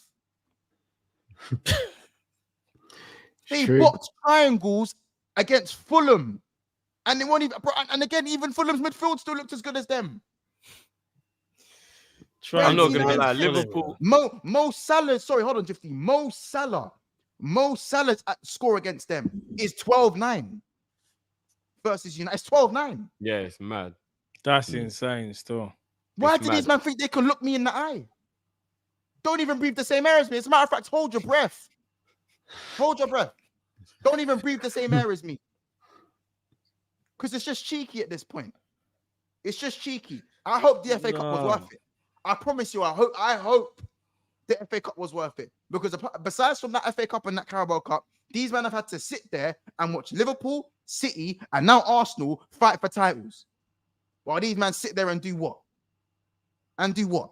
Well, it's 4D chess, isn't it? Maybe we let him win the cup so that he could stay in the job. Yeah, listen, bro. Listen, when your £70 million striker is kicking advertising boards against Newport County, I'm starting to think what's going on over there. I can't take Man United seriously until they get rid of Ten Hag. It feels like when we had Brendan Rodgers, when we got Klopp, that's when everyone sat up and went, yeah, they're back again now. Until they do that, I pray to God they keep Eric for a long, long time. Unless they're looking to replace Eric with Southgate, then I'm all for it. I don't even want to listen, Theo. I don't even charge. By the way. I don't even charge. They get waistcoat. Imagine that from Ten Hag to waistcoat. But wasn't that actually who they wanted though, right? Apparently at one point it was. Gareth I don't know if it is now, would be amazing because you know for a fact like Harry Maguire is first name on the team. Bro, and by the way, there's no second name on team sheet. Matt, there's no scapegoats. Harry Maguire, Scott McTominay, Mason Mount. Yeah, they're all gone now, innit? They're all gone. They're all gone now, innit? None of them play. No, to be fair, do you know the scapegoat is now for them? Oh, Casemiro. No, it's Rashford. Rashford and Casemiro, to be fair. Rashford got a lot. Rashford was getting booed. And he set up 2 chances. It's funny because Rashford was crap, but he was the only one who actually created the 2 chances. Rashford created 2 good chances for Zertsky. And I'll be real, the Zertsky at Bologna, who I thought looked good, I still can't say he's not going to be good. Yeah, but bro, but bro, hear what I'm going to say. Good, man. That miss with the header was kind of tragic. There's no denying that. I think the one at the back post was worse. I think the one at the back post was worse. Because for that one, Verge misses, like the ball eludes, like Verge don't get there. Verge was never getting there. That cross from Rashford was actually perfect. Like but controlling the shot on the stretch though, is difficult. For me, he has to. No, but for me, the header, bro, you have to score the header. For me, I'm not even saying he must, but he has to hit the target at least. Because if Kai Havertz misses that chance, we're hearing about it forever. Like they're calling my guy Xerxes, Joshua Jerksy, blood. Yeah, we got Squirtsy earlier as well. Squirtsy. And that's actually one of my guys, bro. I was fuming when they got Xerxes, you know. Fuming. Didn't I say the same thing? Yeah, you did. Fuming when they got Xerxes. You still think he's gonna do well at Man United? Like for me, again, Ten Hag, Man United is part-time graveyard because of that bum they have in charge. Man United's window was fine. Euro was fine. Mazraoui, a lot of man will take Mazraoui, you know. And for the low, they got him for the low. Xerxes is fine. Like Delit, comme ça. Sometimes maybe good, sometimes maybe shit. I don't know if I need to see more of Delit today. I need to see more of him. I think he was good in the first half, personally. Even from a Liverpool perspective, he was pretty. He definitely bro. Anything in the air, Delit was cleaning up. Jota couldn't get a sniff in the air. And he even looked quicker than he usually was. He looked quite quick. He's always been quick. He's always been quick. Yeah. Delit looked good, decent acceleration, but then he kind of fell off though, innit, as the game wore on, innit. I think maybe second half. Yeah, I will allow Xerxes as well because for me, as I said, I will allow Xerxes. He's just got here, innit. So. And that finish against Fulham was crazy for me. That was a crazy finish against Fulham. So it's not like, but he's never been a bad man to begin with. He's never been a batsman. Yeah. But he's talented. What I'm saying is, though, the 2 chances that he's got, for me, he's got to bury one of them. And I think it's the header that he's got to bury, in my opinion. Because I'll be real, if that's like a Jota or a Nunes or something, we're all going mad. Why didn't they score? Do you know what I mean? Yeah, Nunes is missing that header. But no, I hear what you're saying. You know what I'm saying? Sorry, but I only say what I see. Hey, I only see what I see. I say what I see. My drink. It's a good thing my camera's going a bit mad. I say what I see. Y'all like the truth? You y'all like you don't find your address, brother. Y'all like it? Y'all like it? I just say what I see, yo. But that's not the point. Nunes aside. My point is that I think the way they are deployed, honestly, Man United would make Hackney Wick look good in the midfield. That is how, like, any team that is below them. No, Matt, look at me. No, look at me. No, look at me. Look at me. Look at me. That is a violation, you know. These men make anyone look good in the midfield. They make anyone look good, bro. What baffles me? Give Cal knee surgery and give him 6 months, fam. Give him 6 months. Yeah, he can replace Casemiro. Man's knees are fine. The man said give him knee surgery, you know. Yeah, Cal needs the keyhole surgery in his left knee. He knows this. He knows this. It's fine. Listen, he knows this. He knows. Keyhole. It's the right. Is that not the surgery? Is that the wrong one? Is that the no, wrong no. one? Keyhole's the little surgery, isn't it? Keyhole's the little thing. Yeah, I didn't say major surgery. I said the keyhole thing. Do you know what it is? What baffled me is that I think Rance, funny enough, I think Rance might say in the chat, he said something about, big up Rance, he said something like their phase 1, what is it, press or whatever, they go to 4-2-4. And like, if you're gonna do that, obviously Rance he's saying the opposite, because it's like, it doesn't make sense, because you've got Mino and Casemiro. Remember, there's no athleticism in either of those players. Which won't change with Ugarte, by the way, because he's not mobile either. No, he's not. But at least, he's more mobile than Casemiro. He is more mobile than Casemiro. More mobile than Mainu. He is more mobile. No, he is. He is. Nah, he is actually. Ugarte's not more mobile than Mainu. I think he's more mobile. He's not as good on the ball as Mainu. Yeah, not on the but he can move. Yeah, he can cover spaces. I don't think he is. The problem will be is when he's on the ball. But then I guess that's where he's just got to do the simple thing of when he gets the ball, give it to Kobe and see if Kobe can cook up something. But it was just kind of mad to see that they were going to be so aggressive with their press, knowing that there's bare deficiency. Well, I say athletic deficiencies in their midfield, which made the game easier for us when we realized we were sitting there and we were like 20 minutes in, we were like, all right, let's play football now because we know what they're about. We know what they're trying to do, and let's just go and cook them. And then we just started cooking. So, I don't know. No, I hear it. Just by the way, guys, there's 460 people in the house right now, around that, and I think we're sitting on 166 likes. Now, I've been quite nice with the like button. I haven't really reminded anyone, but 455 watching, 166 likes. It's given Rasmus. It's given Rasmus. You know what I'm saying? It's given Rasmus with the acne. You know what I'm saying? So can we just can we, like, you know, it's down, the like button's just below Drifty's right shoulder. So can we just hit that like button, please? And also, Coppish is in the title. Don't be a fraud. Don't be frauds. Smash the like button and make sure you subscribe to Coppish. Don't be frauds. They're taking the time out at 1:58 in the morning. Don't be frauds, guys. I said it's giving, you know. I'm not even gonna lie. When chicks talk like that, that's a red flag, boy. I know. That's why I said That's why I said it. It's giving Rasmus. Rasmus. That is a red flag. But when I hear a thing say it's given, I switch off. You know, I switch off. Yeah, 100%. Yeah, you have to. Man, say, no. Because you know what's coming next is just long. Hundreds. But just away from Manchester United, yeah. I want to ask the well, obviously, I know you guys covered this a little bit, so I don't want to spend too long on it. But Liverpool, it's been reported that Liverpool still appreciate everybody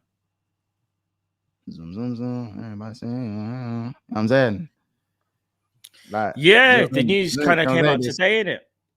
Yeah, obviously. And do you know what's funny? What's funny about that? He hasn't actually signed the contract. No, he hasn't. No.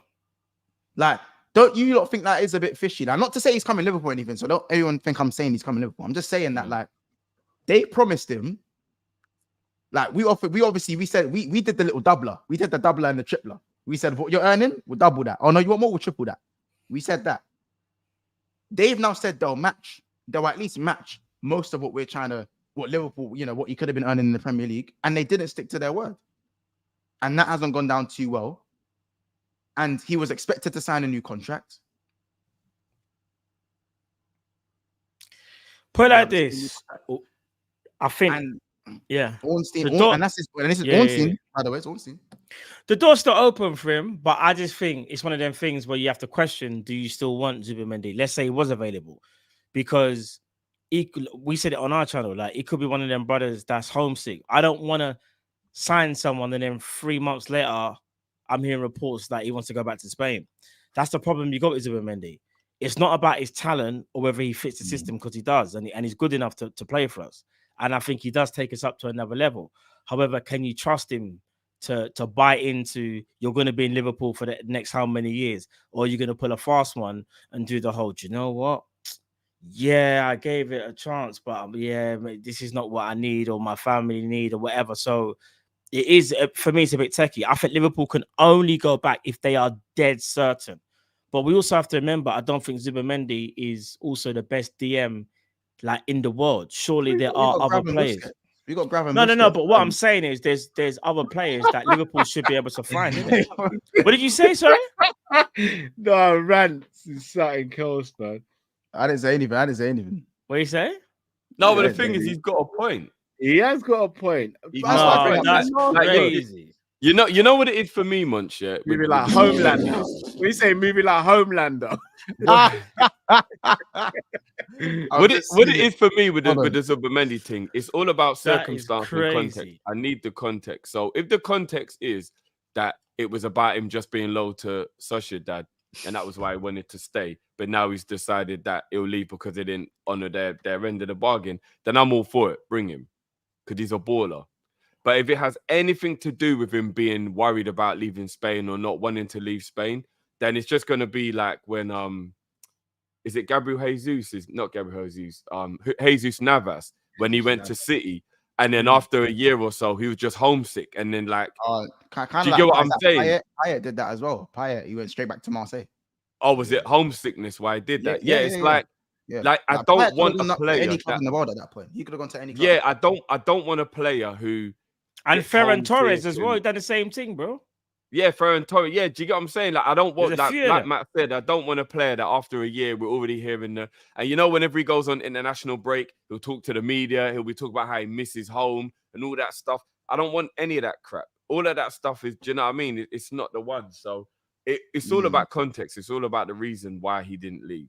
It's all about the reason why he didn't leave. I don't big think up we Mr. go Link. in for it. I don't think we do, guys. Let me just click the super chat quickly. Big up Mr. Link. He goes, give number 8 his respect. Now, my people, my 10. Big up Mr. Link. And Jamie, who's probably 30 rums down at the moment. Jamie is burst, right? He is burst, blood, making people fully burst. Jamie is burst. Big up everyone in the chat as well, man. I'm seeing everyone obviously saying their part in the chat. Big up, obviously, Rant saying Zubi looks like one of them dons that still drinks breast milk. He ain't leaving Spain. Yeah. Listen, man, what I would say is that I still think Liverpool need a top of the range 6. I still think that, even because for me, Gravenberch, people forget Gravenberch was getting injuries even when he weren't playing. Gravenberch is still prone to a little injury here and there. He's not mad injury prone, but he can get a little knock. I think if Gravenberch does get injured, I think we are in danger of our midfield looking light. You know what I'm saying? Same with McAllister. We're one McAllister injury away from going, ugh. Bro, we can't even rely on Curtis Jones. He's another one that, unfortunately, for his talent, is starting to become a little bit injury prone. Like, what's happened to Curtis Jones? You know, he's injured. Like, I don't even know how long. I don't even know where and how the injury. Like, I think everyone who's trying to win the title this season has these issues, and I'm not trying to downplay what you lot are saying, because it's true. Those things do put us in trouble.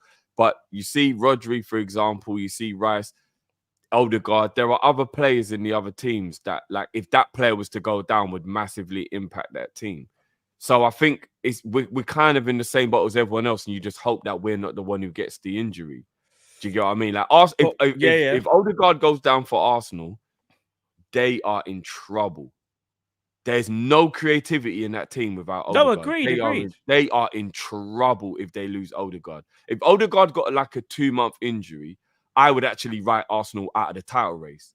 I'm not joking. Like, that is how important Odegaard But is. I'm not looking at Arsenal. For me, they're not like, again, maybe I'm discrediting I'm just them. saying we've all got the same problem. Yeah, no, agree. But I think City, for me, are the best suited for these issues, especially because they brought back Gundogan. Remember, I was saying like how, like, them bringing him back here for me was a very, very smart move. Because if Rodri does get injured, Kovacic can't hold down the fort by himself, and they will go to a double pivot. But now you can do that double pivot with Gundogan and Kova if you need be. Do you get what I'm saying? They brought in that. Do you think Gundogan and Kovacic can win the league though? No, what it is though, I think they can, because of Man City's system and how Pep's system is literally designed to try and alienate any deficiency that a player has. I think they are best suited to cope. Yeah, I agree with that. Do you get what I'm saying? Their system, remember, they've been playing it longer than us as well. And Gundogan knows that system. So you could just. But here's the crazy thing. Again, I totally agree with you that City are 100% more. I think they're the favourites. I still think they're the favourites. They're in the best position out of everyone to win the league, facts, and especially having Guardiola. But I also have watched all the Arsenal, all the City games as I have the Arsenal games so far. And obviously things can change. But I'll be honest with you, at the moment, City's performances are very below par, and Haaland is just banging them in. So if Haaland was ever to go out for a long period, but that's because they got no Rodri though. That's no Rodri, no Foden. No, but what I'm saying is without Alvarez now, if anything happened to Haaland, I know they can do false nines and things like that, but I don't know, man. Without Haaland, I'm thinking, where are the goals? Like the proper goals. That's a good point, Haaland. You know what I'm saying? Like, where are the proper goals? Not like they can't. I'm not saying they can't score without Haaland, but for example, yesterday in the West Ham game, when it goes to 1-1 without Haaland in that game, West Ham could have got a draw out of that game. But they do have Haaland though. But they have Haaland. No, but but it's the same way we're worrying about Gravenberch, for example. Haaland is a little injury prone. They can't. So what happens if Haaland goes missing for 2 months? No, that's true. Like if they lose Haaland, but the thing is of City, like we keep forgetting, they find a way. So Rodri's not been there before. Rodri hasn't been there for 3 games. The 4 straight games before that Rodri hadn't played, City lost every single one of those games. Yeah, they've now found a way to play without Rodri, which up until today, up until the start of this match day 1, they hadn't found a formula to that. We saw Cover playing the 6, and it was a car crash. Cover's now sat in the 6 with Rico Lewis and not Kyle Walker, inverting, and now Cover looks like a whole different player. Facts. The actual Cover that we used to see the Cover that we actually used to see at Chelsea, getting the ball, driving, similar to kind of the remontada that we're kind of seeing a little bit of Gravenberch. The way Cover's playing in that 6, he is cooking, bro. Now, I'm not saying that's going to last them the whole season long. I'm just saying it's just another example of City finding a way to make something work. And don't get me wrong, I feel like without Haaland, they would struggle to score goals, but I feel like they'll just 1-0 and 2-1 and 2-0 their way to the title, or at least they'll do what they need to do until he gets back. Now we all know what we need to do. Those charges to come true. That's what we need. We know what we need to do when it comes to Man City and getting and blowing. You have to do what we did in 1920 and blow them out the water. Pause. That's what you need to do to get rid of these man. I've always said it. 12-point gap minimum. Anything under 12 points, I'm not saying we're winning the league. I'll probably say Jurgen quad, but there's no Jurgen. I can't quad Slot's name. So the quad thing is getting a bit. I'm tired of hurting myself. Maybe I've got another one in me if it's January and we're top again. Maybe I'll have another one in me. That's future. I ain't got no more in me now, man. I don't know how many I have more. I have more in me, innit? Because Cal, I feel like I'm responsible for a lot of the corn that you've taken, innit, over the last. Yeah, you are, bruv. I feel like I called your phone about Caicedo. I called your phone about Zubimendi. I'm not gonna lie. On behalf of the rest of the Liverpool fan base, you lot kind of deserve it because we asked you not to. Raw. When we're not to what? When? I said on behalf of the Liverpool fan base, that's million deep, you know. Yeah, that's millions. Yeah, we asked you not to stop the quad stuff. We asked you to stop it. But you know what it is, Drift? I'm just ready to be hurt again, bro. I'm just ready to be hurt again. Not now. I'm not. Andriff, you're more positive than me. Andriff, you're more positive than me. You're more like you're more Liverpool strong in terms of you'll see the deficiencies and you'd look at the positives more than me. You know me, I'm quite just like if something shit, I'm just gonna say shit. I'm not even gonna. Sometimes I don't even give it the context, and I admit that. You know, I'm not everyone's favorite cup of tea when it comes to that for certain parts of the fan base. But the Jurgen Klopp thing, man, I was ready to be hurt again, man. I ain't gonna lie, man. Look at Cal. Cal's scratching his head, but he was right there with me. Cal was right there with me. Cal was right there. Bro, you lot toxic, man. You lot are toxic. Cal was right there, like how Drewski was with Jack Harlow, blood. He was right there, bro. I promise you. Where's the clip? Where's the clip? I got the clip. I just be real with you guys. I'm just gonna say it straight. Life like this sure is sweet, huh? It definitely is.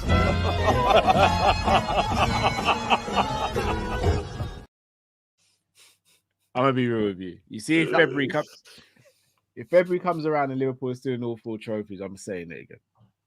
We know you are, though, bro. We know this. You ain't even gonna say now, you know. What is that again? If what? Now he's saying if we're still in for all trophies in February. You say February, right? Yeah. Oh yeah, bro, I'm ready again. Yeah. Even I will be saying that though in February.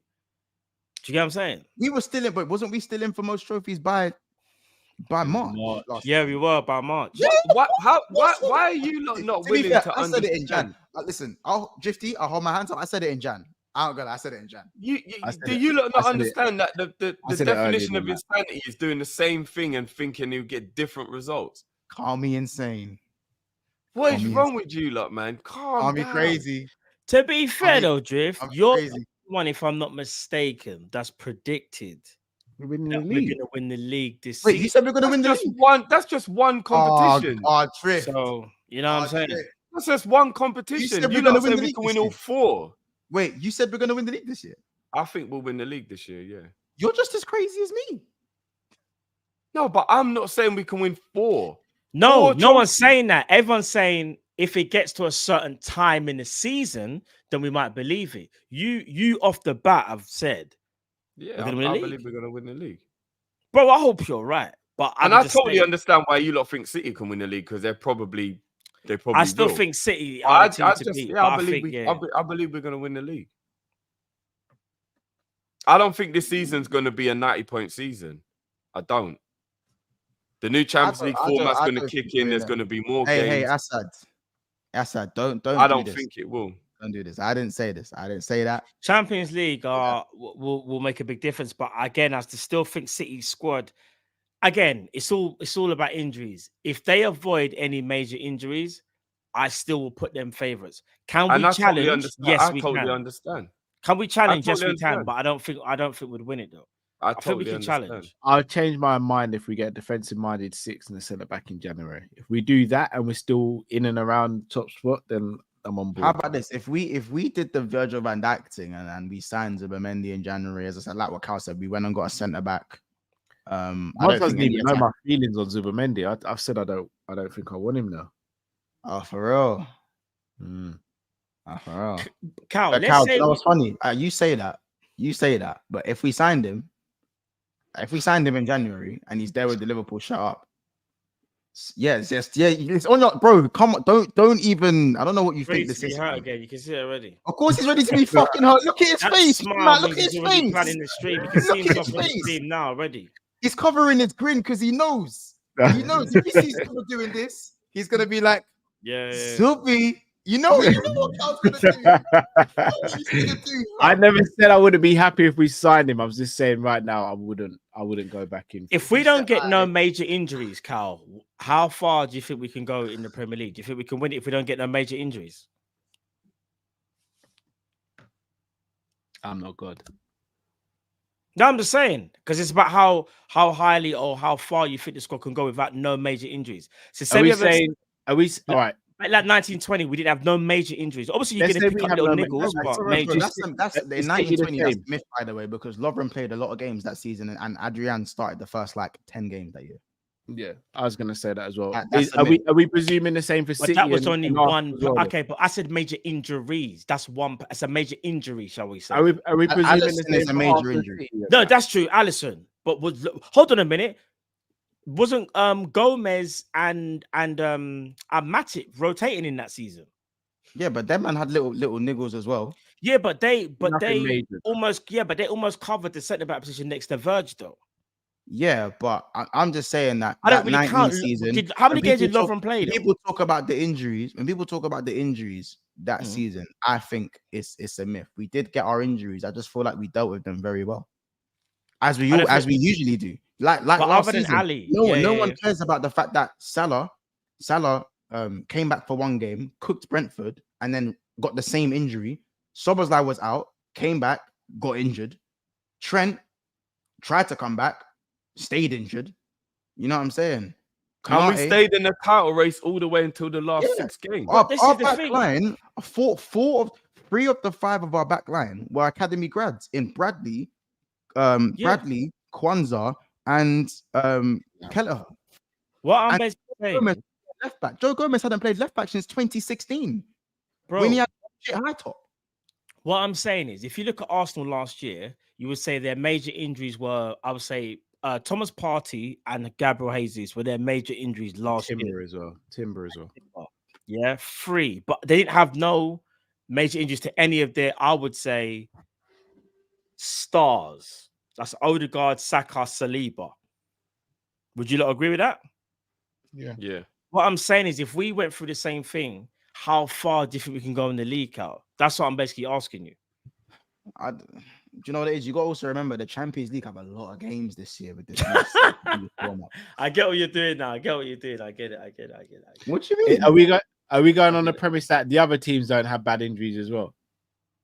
Yeah, that's what I'm saying. Oh, I'm just saying just about us. But yeah, you can apply that same logic. So no one gets no major injuries this season. How far do you think we can go? Can we win it? I think we're in a title race, but I don't think we win it. Not with the current squad, no. Okay. You think we're still a little bit short, basically? Yeah, it's again for me. The frustration is Gravenberch. The drop off from Gravenberch and Mac, in my opinion, in this particular system, is quite a big drop off. In my opinion, I don't trust Jones yet in this system. Endo's not trusted by anyone at all in this system. I rate Tyler Morton, but that's like if you take out Rice and Odegaard. Do you man trust? But That what again, Drift's here's saying. the question: do you man trust Slot to use a slot machine and just make it work? Because now I do, but you can't. All right, you can't. As good as a manager as you are, you can't do anything if Endo gets caught on the ball or Jones is dilly-dallying on the ball and gets caught or doesn't make the right decision. You can't do anything about that as a manager. I don't want us to. For me, I don't want us to speak about Jones like he's all of a sudden a dud. I never said that. I was very careful with my words. I'm saying because first of all, Curtis Jones and Endo on the ball are light years away from each other. And Endo, I feel like I think Slot would, for me, deploy Endo in a slightly different style so he doesn't have to be under the pressure of the same pressure that maybe. I don't think. All right. Once I'll be real with you, and I know people aren't going to like what I'm about to say because there's a lot of Endo fans out there. I don't think Slot really utilizes him. I think he actually puts more faith in Tyler Morton, personally. No, bro, we know Slot don't rate Endo. I think you can already tell straight away. There's certain. No, so what I'm saying is, if there were let's just say there were injuries to Gravenberch and McAllister, for example, I would say his 2 next midfielders to play in that role are Curtis Jones and potentially Tyler Morton. That's what I think. Probably I disagree. I disagree with you all. No, but Bassett's on loan, though, isn't he? I think the next in line to play in the pivot is Szoboszlai. I think he'll play Elliott in the 10 and put Szoboszlai in the pivot. Yeah, that's like what he did in pre-season, because he thinks that even when Szoboszlai signed, I said this guy is built like an android. So if he was like disciplined enough to play in the 6, he has the physicality to do it. Doesn't mean he can do it, but I'm saying it like similar to Grav. Yeah. Grav's not naturally a 6, but he has the fit. Like he's actually built like he's just Fabinho with a hairline. If you look at his stature alone, he's fab with a hairline. And the occasional I'll be real. Thinking of it now, this is how bad I think it actually is for Endo. Now, I'm not ripping Endo. This is just what I think in terms of what the manager Hey, you ain't gotta do Matt. You No, ain't no, gotta no. do that, guys. I ain't ripping Endo. Just say what you gotta say. No, Say what I you gotta say. reckon He's he doing trusts. that because Drifty's here, bro. No. It's gonna know because this is Endo. No disrespect, but but I reckon he looks at Trey Nyoni and goes, "You're starting ahead of Endo." Listen. Nah. Trey has a special might- place in the no, Carabao bro, and I the think FA. he might, you know. Listen, I'm telling you right now, Trey Nyoni has a special place. He has a special place in the FA Cup. I think he might do Drift. I'll be real. And in the Carabao Cup. Like something is loading for him in the cup. No way he plays him over Endo. No, bro, way. I'm gonna He'll be probably real. play with Endo. He'll probably play with Endo. But don't be surprised if you see more Trey Nyoni than maybe what you expected. Here's the reason why I think that we're being a little bit disingenuous to Endo. Yes, Endo isn't press resistant, but Endo on the ball is still a good passer, and he's obviously got awareness defensively. So if you was playing Endo next to McAllister or Gravenberch in the pivot, he would not be some dead ass player in the team where it's like, oh, what's the point in him being there? Like, I think you lot are going too far in your All right, I gotta be judgment of careful what I Endo. say because I got. It's going here's way what I'm about to too say. Here's what I'm far. about to say. Way too far. It's almost borderline in disrespect at this point. No. But me and Kyle were just debating earlier on in the show, about who was the furthest back DM, so to speak, McAllister or Gravenberch. I was Now, the reason why I was even having that debate is because what's this? Just check private chat. I can't bring the comment up. The reason why once he's done. The reason why me and Kyle's having that debate because about who can receive the ball under pressure, manipulate the ball. Bro, Endo, when it goes to receiving back pause back to goal, bro, he can't do that. He just can't. You can't do that. But then you just play around him and only no. use him. Here's what I'm about to say. So let's say we go by your logic and let's say it was Jones and Endo. My worry will be but that kind of limits the system because now it means the teams know we're gonna always try and give the ball to Jones more time, and that if they kind of man mark Endo, they will feel like they'll be able to get a bit of joy. This is not me disrespecting Endo, but if this is a Klopp system, Endo can still work. I'm just talking about how Slot is utilizing the DM. I understand. That's my argument. I don't want to disrespect Endo, but you get what I mean. It's about the system, how Slot uses the system. Let me ask you a little question, and I'm not even trying to put Cal on the spot because it's probably going to seem like I'm more asking him than anyone. Is Trent press resistant? Yeah. Have we got any evidence that Trent is press resistant? Bro, he is. Yeah. If you run a Trent, he can sidestep, he can distribute. But what it is, you have way more faith. Do we really have proof that Trent in midfield is press resistant? He's more press resistant than Endo, though. That's the then we just play Bradley at right back and we put Trent in midfield. He might even do that. This is what I'm saying. So then we're all right then. He might even but this is just more about me saying no, but I'm just trying to give you a little bit more optimism as to how it isn't as bad as you think it is. That's true. That is an option I didn't even think isn't about. as bad as you lot think it is. It was more me thinking, I don't know how much minutes Endo's even going to get this season because the manager doesn't feel like he can play the system. That's all that was. That wasn't. Do you get what I mean? I just think Endo would do a better job than people think he would, and he's properly just getting looked past. Like it's mad. I think Slot is just because of how ruthless he is. I think he's made it clear who he rates and who that if they don't show him something within the next 12 months are out the door. Personally, I don't think he rates Endo. I still think you need a player like Endo in your squad because you need a warrior. Because there's going to be certain games in the Prem where man aren't here to play football, innit? Man don't turn up to play football. So you need games like for me, you need like an Endo. You need someone who's just gonna kick someone. I'm not saying that's all Endo is, but you need someone who's gonna he's gonna bring the steel to our midfield. And I think there will be games for Endo this season. But if I'm looking at who I think Arnie don't rate and who he don't rate, he don't rate Nunes, he don't rate Slot, he don't rate Nunes. Sorry, he don't like Endo, he don't rate Endo, and he don't rate Curtis Jones. He don't rate those three for me. Like just the way you can kind of see it for me, I don't even think he even looks at Gakpo too much right now and thinks, yeah, you're the guy either. And look at the Euros he just had.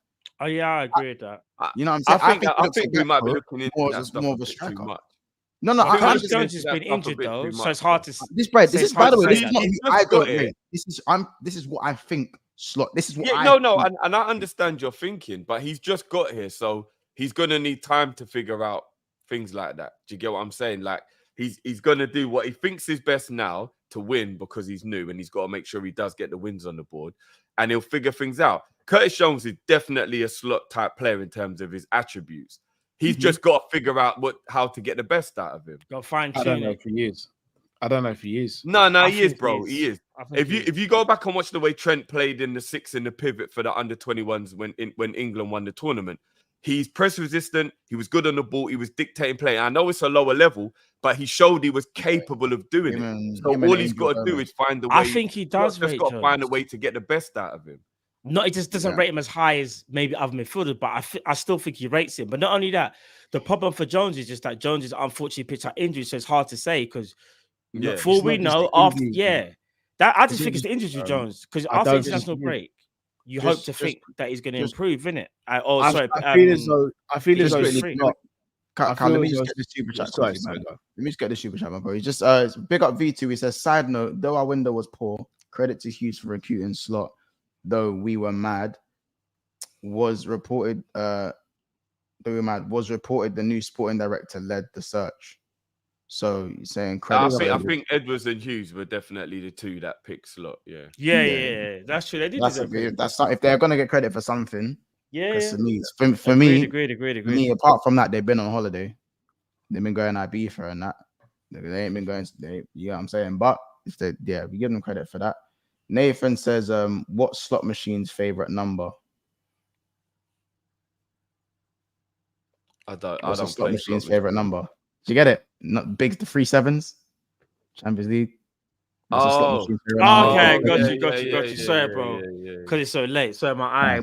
I don't gamble, people. I don't gamble, people. Don't look at me down. Hey, now. Carry on, Carl. What was you gonna say? Sorry. No, I'm saying that might align because Diaz is having a great start to the season so far. Oh, yeah, Cal. Cal.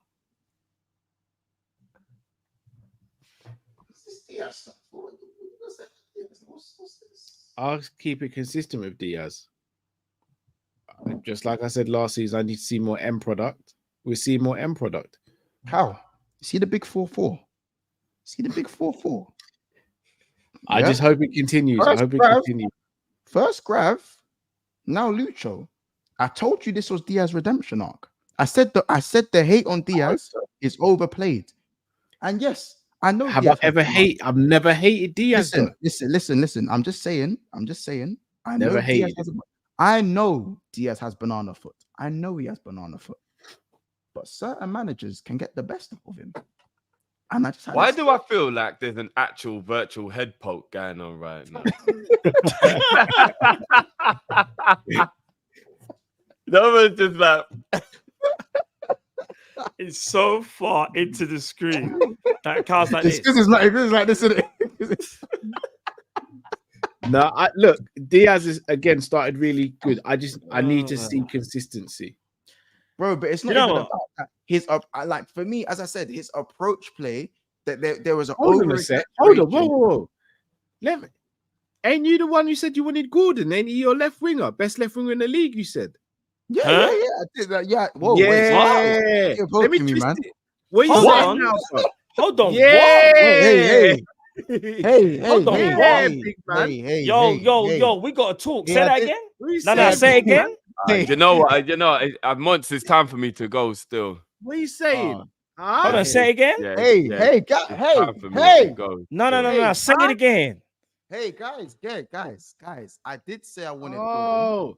You I come did for the say I king, wanted you best not miss. And I still think Gordon is the best left winger in the league currently. I do think that. However, I did say I don't. However, I don't know if just actually had to go because I don't know which one. I think he actually had to go. However, I did say that the hate for Diaz is overplayed, and certain man just wanted him sold. Get rid of him. Certain man were comparing him to Madueke. What? That's how bad it was getting. That's Matt's favorite winger, by the way. Oh, he's crap, blood. But yeah, that's he's trolling. I think he's absolutely crap, bro. Yeah. So for me, listen, man banged the hat trick, and this people isn't, are like, this isn't a Gordon. This isn't a Gordon. Madueke is standard. Listen. Yeah, I'm just saying, I can rate Gordon and still rate Diaz. I was one of the last ones to rate better. Diaz. No, Gordon's better than Diaz. But like, Gordon's better than Diaz, bro. He's better than Diaz. Gordon's better than Diaz. You know, I need to go and finish Ultimate Team, bro. No, hey, Mac, no, that's not what we're doing. That's not what we're doing. No. What's my record now? I think I'm 12. No, bro, you're moving mad, bro. What? That's not what we're doing. That's not what we're doing, bro. It's not what we're doing here. Listen. We're not here to Gordon. argue that. Gordon. You know, we'll speak on another day. We'll speak on another. Listen. We're speaking another day, man. We're speaking another day, man. But do you mind hate Gordon? What's wrong with Gordon? What's wrong with Gordon? Mont, I do actually have to go, but you're lucky I like you, bro, because that's wild, bro. Wait, what's wild? Because I said Gordon was the best left Gordon is the best left winger in the Prem. league. Yeah, not obviously in general, but of the last year, he's been the best left winger. Told you I was gonna get on form. He's been the best. So because he had a good, so that would make it. If we're going by that, did that mean at that point you thought Ollie Watkins last year was one of the best strikers in the Prem then?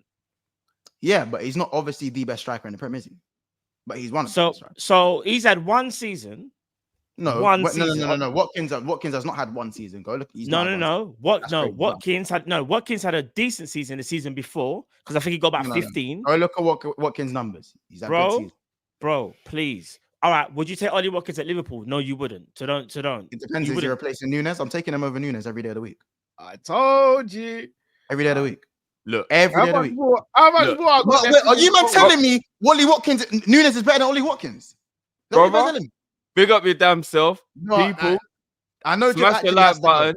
Yeah, Drift. We'll continue this another day. We'll continue this another day. Man. We will never talk about this ever again. I'm gonna Men in Black myself with the ting, brother, and I'm gonna wipe my memory and just act like I didn't just hear you would swap Watkins for Nunes and Gordon is the best left winger in the league. What is going on? All right. What is going on? We're done here, bro. I can understand the Gordon one because the Gordon one, I know that's an unpopular opinion. Like I know this. Like this is nothing new. Cal, you wanted Diaz sold. You were done with Diaz. When have I wanted Diaz sold? When have I said this? Okay, not so. You were done with Diaz. Your time was up with Diaz. You know what? I thought I was gonna have a conference call if Cal actually said that he wanted Diaz sold. Bro, I'm telling you right now. I'm telling you right now. I'm telling you, when Cal's on this show, you see, there's a different Cal. What? I came in for vibes. This one's you, Cal. I know your energy towards Diaz. I told you, you thought it was me. I told you. It's Drifty. You're not here. You're not here for the other Liverpool therapy shows when shit's been bad. Cal's energy towards Diaz, his thing towards Diaz is mad. Hold on. Anything I've said on here, I'll say to Matt and Drift. Have I not been consistent and said who do I want as my left winger? Well, who's the two names I say I want as my left winger? Prava and Musiala. All right then. Have I once said I want Diaz sold? Yeah, because you don't want Diaz. So what does that mean? You don't want Diaz? No. What have I always said about Diaz, guys? I think he's a fantastic squad player, but for me, I don't know if he's the guy to take us to the league title and left wing. No, someone said Drift came for vibes and found violence. Yeah, it's mad. Like I'm telling you right now, I'm not mistaken. I think Cal is a different man on this. He is. I'm not gonna lie. Yeah, I'm not gonna lie. I from what I remember on some of the shows that we did, I think. Correct me if I'm wrong, and I'm not trying to drag you in this, Matt, but I can't just shoot Callum because you did say me. Oh, what? Liverpool can't win the league with Diaz and Nunes in their attack. You both said that. Both of you said that. I said that last year. 100% I did. Last year, that I hear that in last year. Yeah. Because remember, my argument was I think if you give Cody Gakpo the same minutes, he gets better production. Yeah. I said that. Well, Remember I it was said more that. just on the topic of are those two players good enough? That's more what the topic. No, the argument, remember, because we were going back and forth about Gakpo and Diaz, and I was like, I'll stand on business, bro. Gakpo with the same minutes. I'll be real, yeah. Gets better production. Last season, if you have Nunes and Diaz in your front three, that's too many sitters for me. Last season, yeah, that's too many sitters. This season, Diaz seems to have got his shooting boots on, so we don't know how long it's going to last. Remember, Diaz started very well last season, so I will give that to Cal.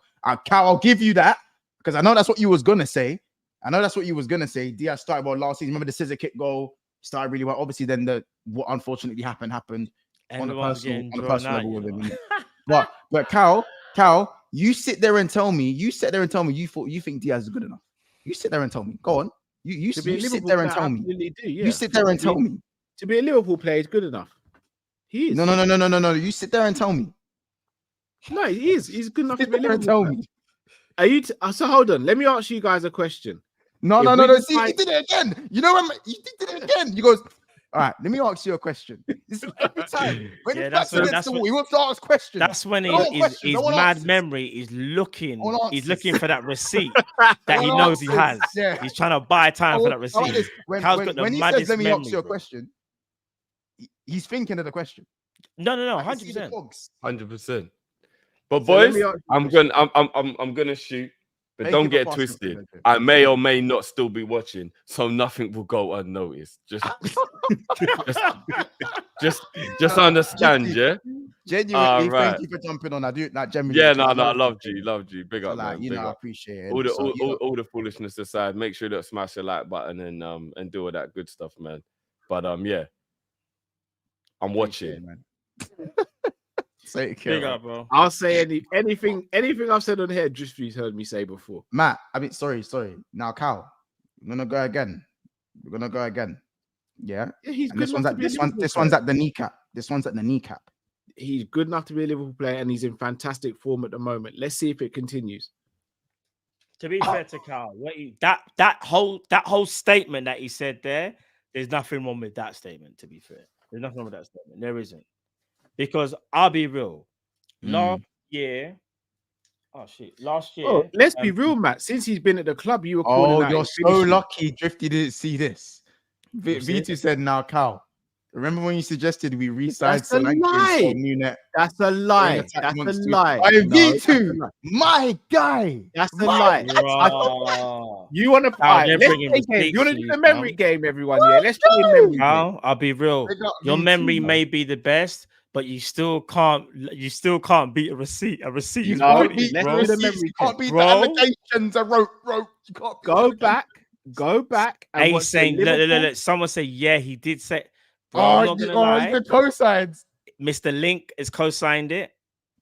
Drift has put what? Oh, yeah, fam. Look, Drift is still there. Emergency conference call after the show. Go back and watch the Liverpool versus Bournemouth preview from last season where I asked a question and I was also asked a question and I said, I'm not swapping Nunes for Solanke. Go for it, people. All right, man. And when you guys watch the show, let me know what I said and what was said. Say what you want. You say you want, Pumpkin Man. All right, Pumpkin Man. You say what you want. You say what you Hold on. Would you swap Solanke for Nunes, Mons? In a heartbeat. Oh, we're doing too much, guys. We're doing way too much. Not we. I swap Watkins and not Solanke. You're doing way too much. Fucking heartbeat. Why would you swap Solanke for Nunes? No, I'll swap Nunes for a lot of strikers. You know my opinions on him. Why are you shocked by this? No, wait there. Wait. But I don't even think Nunes. People know my opinions on Nunes. I think he's far from great. But to swap him for Solanke, remember, this is Solanke that's done well at Bournemouth at that one season. Let's see what Solanke does this season and see if you have that same opinion. Nunes ain't even had one of them seasons. He dreamed for one of those seasons. But wow. Listen, don't wow me, fam. Don't wow me. I have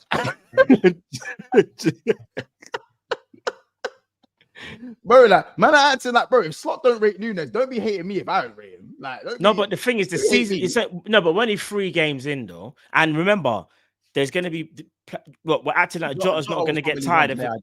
So go on. You know what I'm saying? No, what I'm saying is, like, it's a long season, and don't get twisted. Yeah. Jota's gonna need games. We need to rest him, and that's where Nunes Yeah. potentially can build up form and whatever. Because, bro, And, I'll be real. Everyone, be honest. You know, Jota had a stinker against Man United. If there's one player, We've not said anything, but we've just kind of because the performance was so good, we didn't really mention it. But Jota I wasn't. wouldn't say a stinker. He was He it wasn't a stinker. It wasn't a stinker, Matt. He weren't all right. great, He was very average compared to everybody else. Average ain't a stinker. All right, not stinker. Let me rephrase it. He was the worst player though, out of all the players. Yeah, Cal. If Nunes had his game, what would we be saying though? I'd say the same thing. I'd say average. No. It would be the notch. It would be notched up. It'll be worse, bro. You Come crank on, it man. up. I've been consistent with Nunes. I'm consistent with all the players. Everyone knows how much I rate Jota, but I was the first to say yesterday he was average. I wanted him subbed off. I think he was. No. I'll be honest with you, and I think we're both guilty of it. I reckon because Nunes, because remember when Jiff was even saying about money in the bank and whatever, because we know Jota has money in the bank, I do think there's a subconscious of allowing him a little bit more leniency. Whereas you know, Darwin Nunes don't have that. If he had that game that Jota had, I think the fan base are going mad. Personally, but Matt, he does. Didn't have like Jota has earned, I think, at times the right to have a bad game. What I would say about Jota is that I've already said Jota's on his last warning this season. Matt, you know this is no new. No, you said this before. He's on his last warning. Matt, I mean, Cal, you can vouch. I've said this is his last. Like, if I'm seeing bare injuries this season, then I want him gone. Because what good are you playing for the NHS? You play for LFC, not the NHS. You know what I'm saying? Big up Chris Angel with the super chat. That's a big one as well, but appreciate that. Big up Chris. Big up Chris every time. He goes, I felt a presence in the force. Diaz's name was mentioned 3 times, and I've been summoned to the cartel. Is placing a hit on this kid months straight. Matt flipping no, bro. I was about to face apple juice shortage. Wait, hold on. Let me read that again. Wait, bro. No. Wait. Do whatever you want to me. Leave apple juice out of this, bro. Like, leave apple juice out of this. And Chris, you'll be proud. I haven't touched a drop of apple juice in a week. Wait, he said the cartel's placing a hit on Monts. Straight. I'm waterboarding Matt. I think my threat's worse than yours, though. Matt's back. Waterboarding is mad. You know, waterboarding is that Matt. He said Matt. He says Matt's bounty has risen. So Matt's the values has gone up. And I'm not gonna lie. Yeah, because you know what it is when we signed. This goes back a while. Big up, Chris. You know, this goes back a while because when we signed Diaz, I was like, "Oh, bro, mad talented." But my only worry about Diaz is that his end product. I feel like sometimes his end product isn't the greatest. Yeah, and I've been consistent. Everybody, Carl, have I not been consistent with that whole tape? You're spot on, but for his time at Liverpool, you've been spot on with that though. This is what I was gonna say. So even though I said the same thing, and you lot rushed me, Monts. No, Carl. No. You said not good enough for Liverpool. You went to a different realm with it. I said I don't. You went to a different realm with it. The league title. So no. His end product. Cal, I'm not even talking about last season. Well. We all crashed it on Diaz at some point last season because some of the misses were unforgivable. We can all agree on that. But during the window, so during the summer, when we're talking about, okay, are we going to bring in a left winger? Are we going to focus on the 6? Are we going to focus on the centre back? I sat there and said, yo, even though I like the idea of Gordon and I would have Gordon, for me, the hate on Diaz is very much overplayed. The footage is there. It's there to be seen for everyone. For me, Diaz as a winger, like he's right up there at times until he gets to his end product. And as a actual footballer, he is teched off this planet. His first touch is good. He holds up the ball well. He's able to beat players with ease. He does a lot of things very well, but what we want from him, which is more output, isn't good enough. And that's why when people talk about the eye test and when people talk about a stat merchant, I sometimes feel like people don't know what they want. You want a pure winger, but you hate Diaz. You say Salah scruffy and he doesn't pass the eye test, but then you look at Diaz and go, oh, what the fuck is he doing? We hate him. Or not we hate him, but do you know what I'm saying? Which one do you want? It's because people want if Diaz had Salah's output, he'd be Sadio Mane. No, facts, he would be. Yeah. Sadio Mane. Facts, yeah. But he doesn't. If Salah was Neymar, if Salah had Neymar's tech or Eden Hazard's dribbling ability, he'd be Messi. He'd be Messi. Like, players can't be good at everything. Now, don't get me wrong. I'm here to. I've spoken about Diaz's deficiencies. Why did you want till the sun Gordon? So why comes do you want down. Gordon? But over Cal, the Diaz? way you do it, big man, the way you do it. Hold on, let me ask. All right, would you sell Diaz to bring in Gordon? Right, right.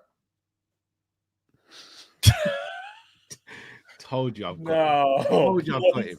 I told you I've got him. Once you are shameless, bro. Man cut I from his jumped own out He stream. jumped out of his own house, you know.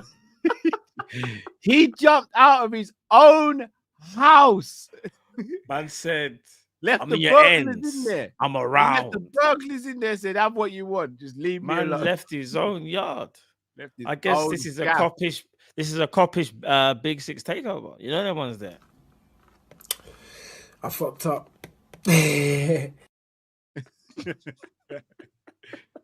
Yeah, there we go. There we go. Listen, yeah. All that matters is that, like, in the summer when you man were already wait, hold on, Cal. Were you ready to sell Diaz? There must be Were you receipts ready- on this channel that say Cal, how would much you have money taken Gordon. 50 million for Luis Diaz? Would I have taken 50? No. I said I was consistent. I said 70 and above. 70 is a lot for someone you don't rate. I do rate Diaz, bro. Come on, Hold man. on, you can rate come someone, on, but bro. also say I don't think he's good enough to bring us a league Look at title. Matt's if he's our face. right left Look winger. at Matt's face. Look at my face. Hold on. All right, wait then. So Matt, Matt, hold on, wait. Matt, do you think Diaz is a? Do you think we win the league with Diaz as our starting left winger throughout the season? Diaz, If he stays on the current form, yeah. But I've always been on the. He's Remember, not I've going always to form been the current form. It's impossible. His All right, form at but- the moment is impossible. To No. But what I've always been consistent on is I also believe in Gakpo. Now I know Gakpo hasn't started very well, but I've also said between those two. But I've been consistent, Cal. You know me. I've been consistent. I with know my you have, answer. but you're not answering the question though. Is Go on. Lewis because you've wanted Gakpo to start over Luis Diaz? Yeah, bro. So why did you want Gakpo to start over Luis Diaz, man? Because going off the back of last season and Gakpo being mismanaged, and obviously I've always felt that Gakpo had the ability to have more production.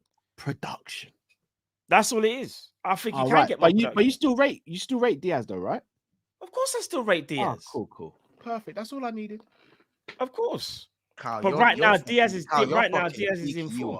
Kyle, you're fucking cheeky. You are. You're like, That's all I needed. You are cheeky. You are, man. Now That's you all I lot smash needed. the like button, man. We're gonna close out here. Reddit. The chat's been good today. This has been a great Liverpool therapy show. You know what I'm saying? We've actually been grilling each other. That's what's so crazy. I know. We've spent the whole time grilling each other. You lot tried to rush me, and I had to hold my own. You lot tried to rush but me. Cal, I can't lie. I mean, I'm not even trying to end the show on a bad note, but it's just the gravy birch stuff. I can't. Yeah, bro, Matt. The way Cal's tried to act like he was on the gravy boat train is mad, bro. Like you just see him on the streams when he's like, "That's my number 6." And I'm like, What? "Wait a minute, what?" He's not been playing as he didn't play as a 6 yesterday. He did not. Cal, that's what Cal's doing. That's what Cal's doing. He didn't play as a 6. No, Matt. You gotta put the 4 4 in the camera, bro. No, you gotta put the 4 You gotta put the 4 4 in the camera. He did not play as a 6 yesterday. I will not let it Nah, go. do you know we gotta let Cal live because he needs to do a couple more shows the rest of the week. But he's got to stream it. I said he needs to be at work. Leave him alone. He's got to work for the rest of the week.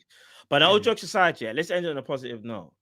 Ryan Gravenberch, I think, has surprised a lot of people, regardless of what you thought of him last year, even if you rated him or not. The fact that he's able to put in these performances and be so integral to how we are playing is actually testament to Arne Slot's coaching, getting the best, out of these players. Gravenberch, for me, has been, and funny enough, I think we've done some predictions. I said he would be the surprise player of the season before a ball was even kicked. Matt, we see things the same. Thiago, bro, look at my background, bro. You know what I'm saying?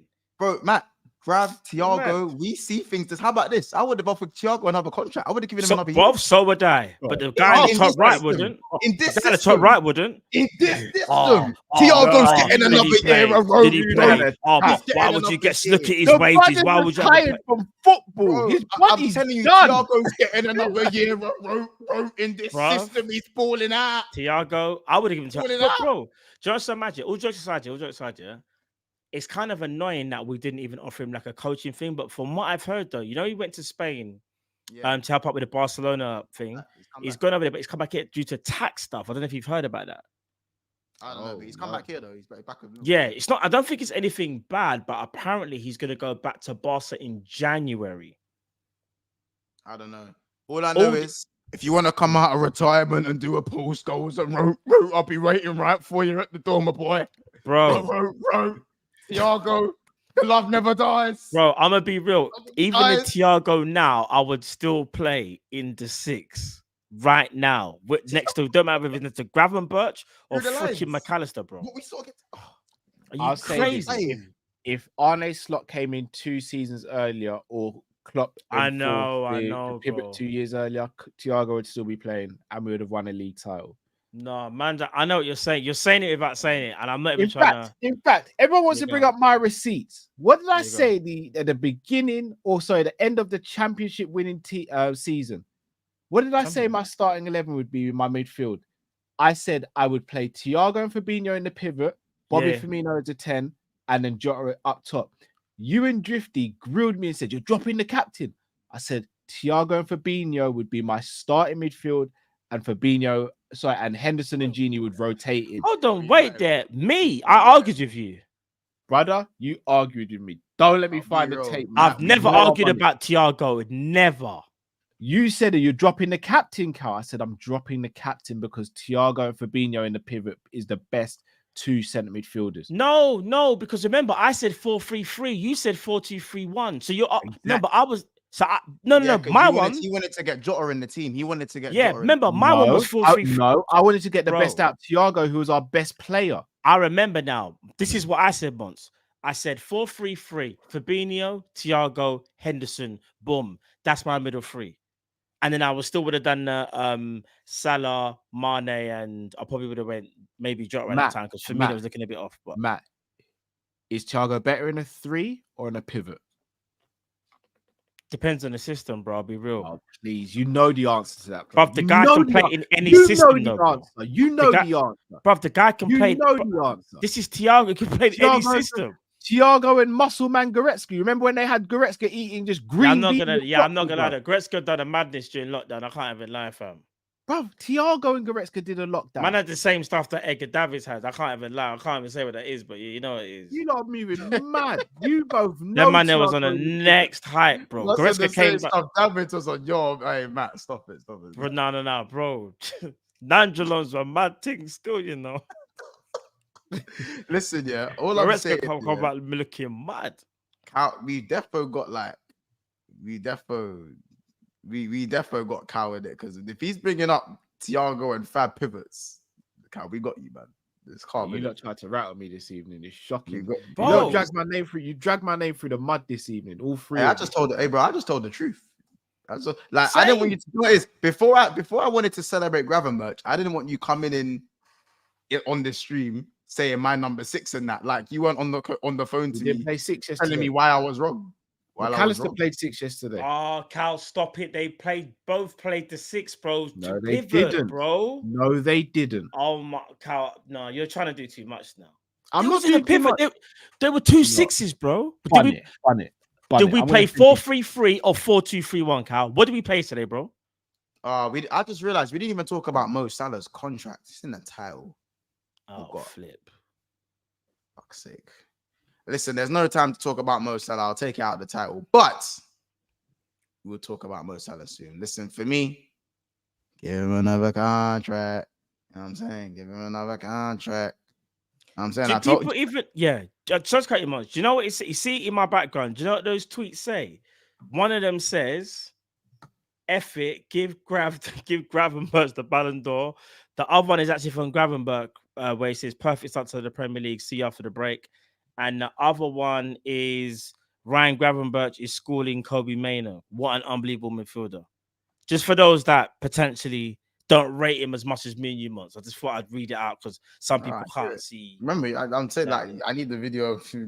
Look at Carl trying to. Look, Carl, you're being I need the video of the guy using the guy's head as a DJ. Carl's been dead. Do you know he's been desperate? I can see what he's doing. So basically, he's trying to gather some evidence and send it into the Coppish WhatsApp group. Yeah, no, I'm not trying to. I'm gathering the evidence.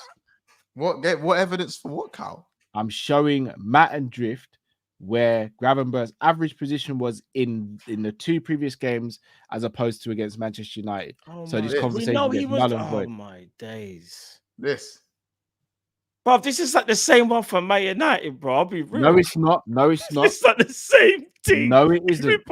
I'm joking because I can tell Qantas there's 78.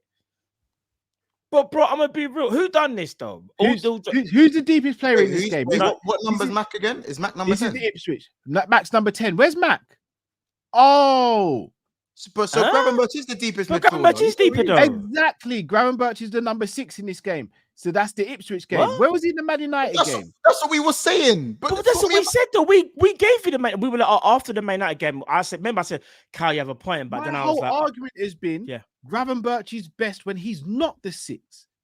He was good against Ipswich. No, in fact, let me change that. He was great against Ipswich. No, he was amazing at Ipswich, bro. No, he was great. The only player for 90 minutes for me. 90 minutes. Remember, we said that consistently, bro. He was the only one. Can I finish what I'm saying, bro? Yeah, of course, great against Ipswich. In the first half, he was very good. In the Brentford game, he was brilliant. But the Man United game was his standout performance as a Liverpool player, and he played as the 8 of the pivot. Because a pivot's not just 2 sitting 6s. A pivot is usually a 6 and a box to box, man. A row. Listen, Carl. What are we saying? Should we allow him? Point your guns as much. I don't even know. How about this? Should we allow him? It feels like an episode of Top Boy. I'm not the I'll be honest. I'll be real. What phone you got? Android, bro. What now? Keep it, man. Keep that shit, man. Should we allow him? Yeah, lie, man. Keep that shit. Cool. Say less. Keep that shit. No, listen. I disagree. I think grabbing the. Oh God. Listen, he'll never learn. You know, it's been another episode of Big Six Bands. We're leaving it there, man. It's late. Listen, man. Oh, he's fucking. No, great show, man. Well, you not cut my mic. No, I thought you just left. I didn't cut nothing. I didn't cut nothing. Listen, man. All we're saying is, I think Brav and Matt gave us the screenshots. They were doing this, innit? As a pivot should do. But at the same time, remember, Ipswich and Brentford were 2 games where he was also 9 out of 10. For me, I think Gravenberch has been a 9 out of 10 for all 3 games. No, he was a 10 out of 10 against United. No, he lost the ball. He lost the ball a few times in the United game on the half term when he decided to get a bit silly. No, I remember it. No, I think that was maybe twice actually. Yeah, exactly. So it can't be a 10. So it's not 10 out of 10. That's your boy, Matt. No. I'm saying a 10 out of 10 was Thiago. No. A 10 out of 10 was Thiago against Man United. Your boy, Matt. Remember, Gravenberch wasn't a 10. No, against Man United. He said he wasn't a 10. Back your boy, Matt. Back your boy. Back your boy. No. Do you know why? No, Matt. Put the gun down. It was because Thiago was a 10 at Old Trafford. Remember Thiago against Old Trafford? Against Man United. Thiago got a special rating. He's above a 10. He's above a 10. And in ovation. Do you know what he did to flipping Kobe Mainoo and them? Yeah. Kobe Mainoo got spun out his loafers. There's a dread. There's play the clip. Have you got the clip that I sent you? The DJ, Yeah. I got the. You gotta play it. Can you play that before we go? No, I don't know. No, you have to, bro. You won't get monetized. Demonetized. You won't. We've played it on our one. You won't. I promise you. I don't know, man. Bro, play the clip, man. People want to see the clip. They want to see the Gravenberch versus Kobe Mainoo highlights, bro. You gotta play the clip, bro. If not, I'm gonna play it. No, bro, you go.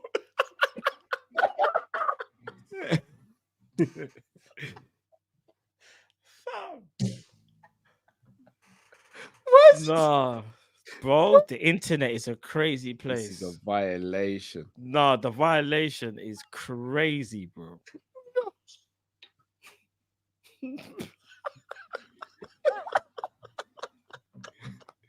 It's the way he dashes the you afterwards and just carries on spinning the thing. I'm done, fam. If I get demonetized, man, I'm sending you, man, an invoice. Bro. No, you can't, bro. Well, for starters, you done it on your phone, but no, you won't get demonetized from that. I'm sending you, man, an invoice. And just know that, innit? You know, it's another episode of the Big Six Miles. I'm taking Salah out the title with it. See you, man, next Monday.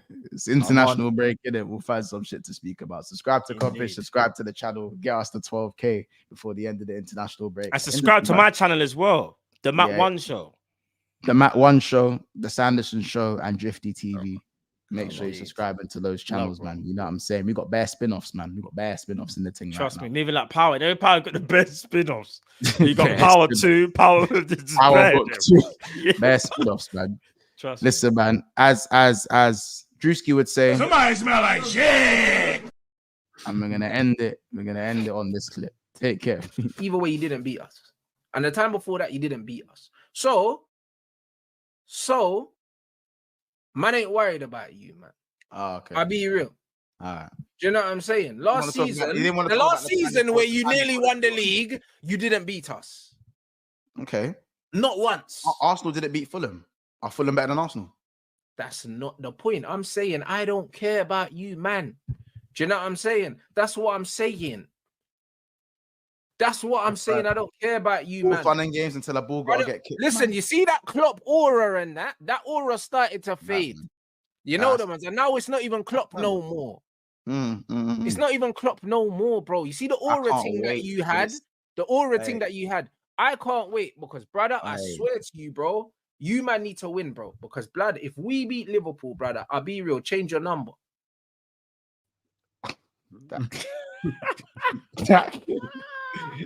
I'm not gonna. When do you see Rants? On Thursday. Yeah, I'm tuning. Tell Rants I'm tuning in 100%. Big up Rants. I'm tuning in. I'm making sure I'm there. 1 o'clock or 1:30. Don't go anywhere. Don't go anywhere. Right, man. I said, change your number.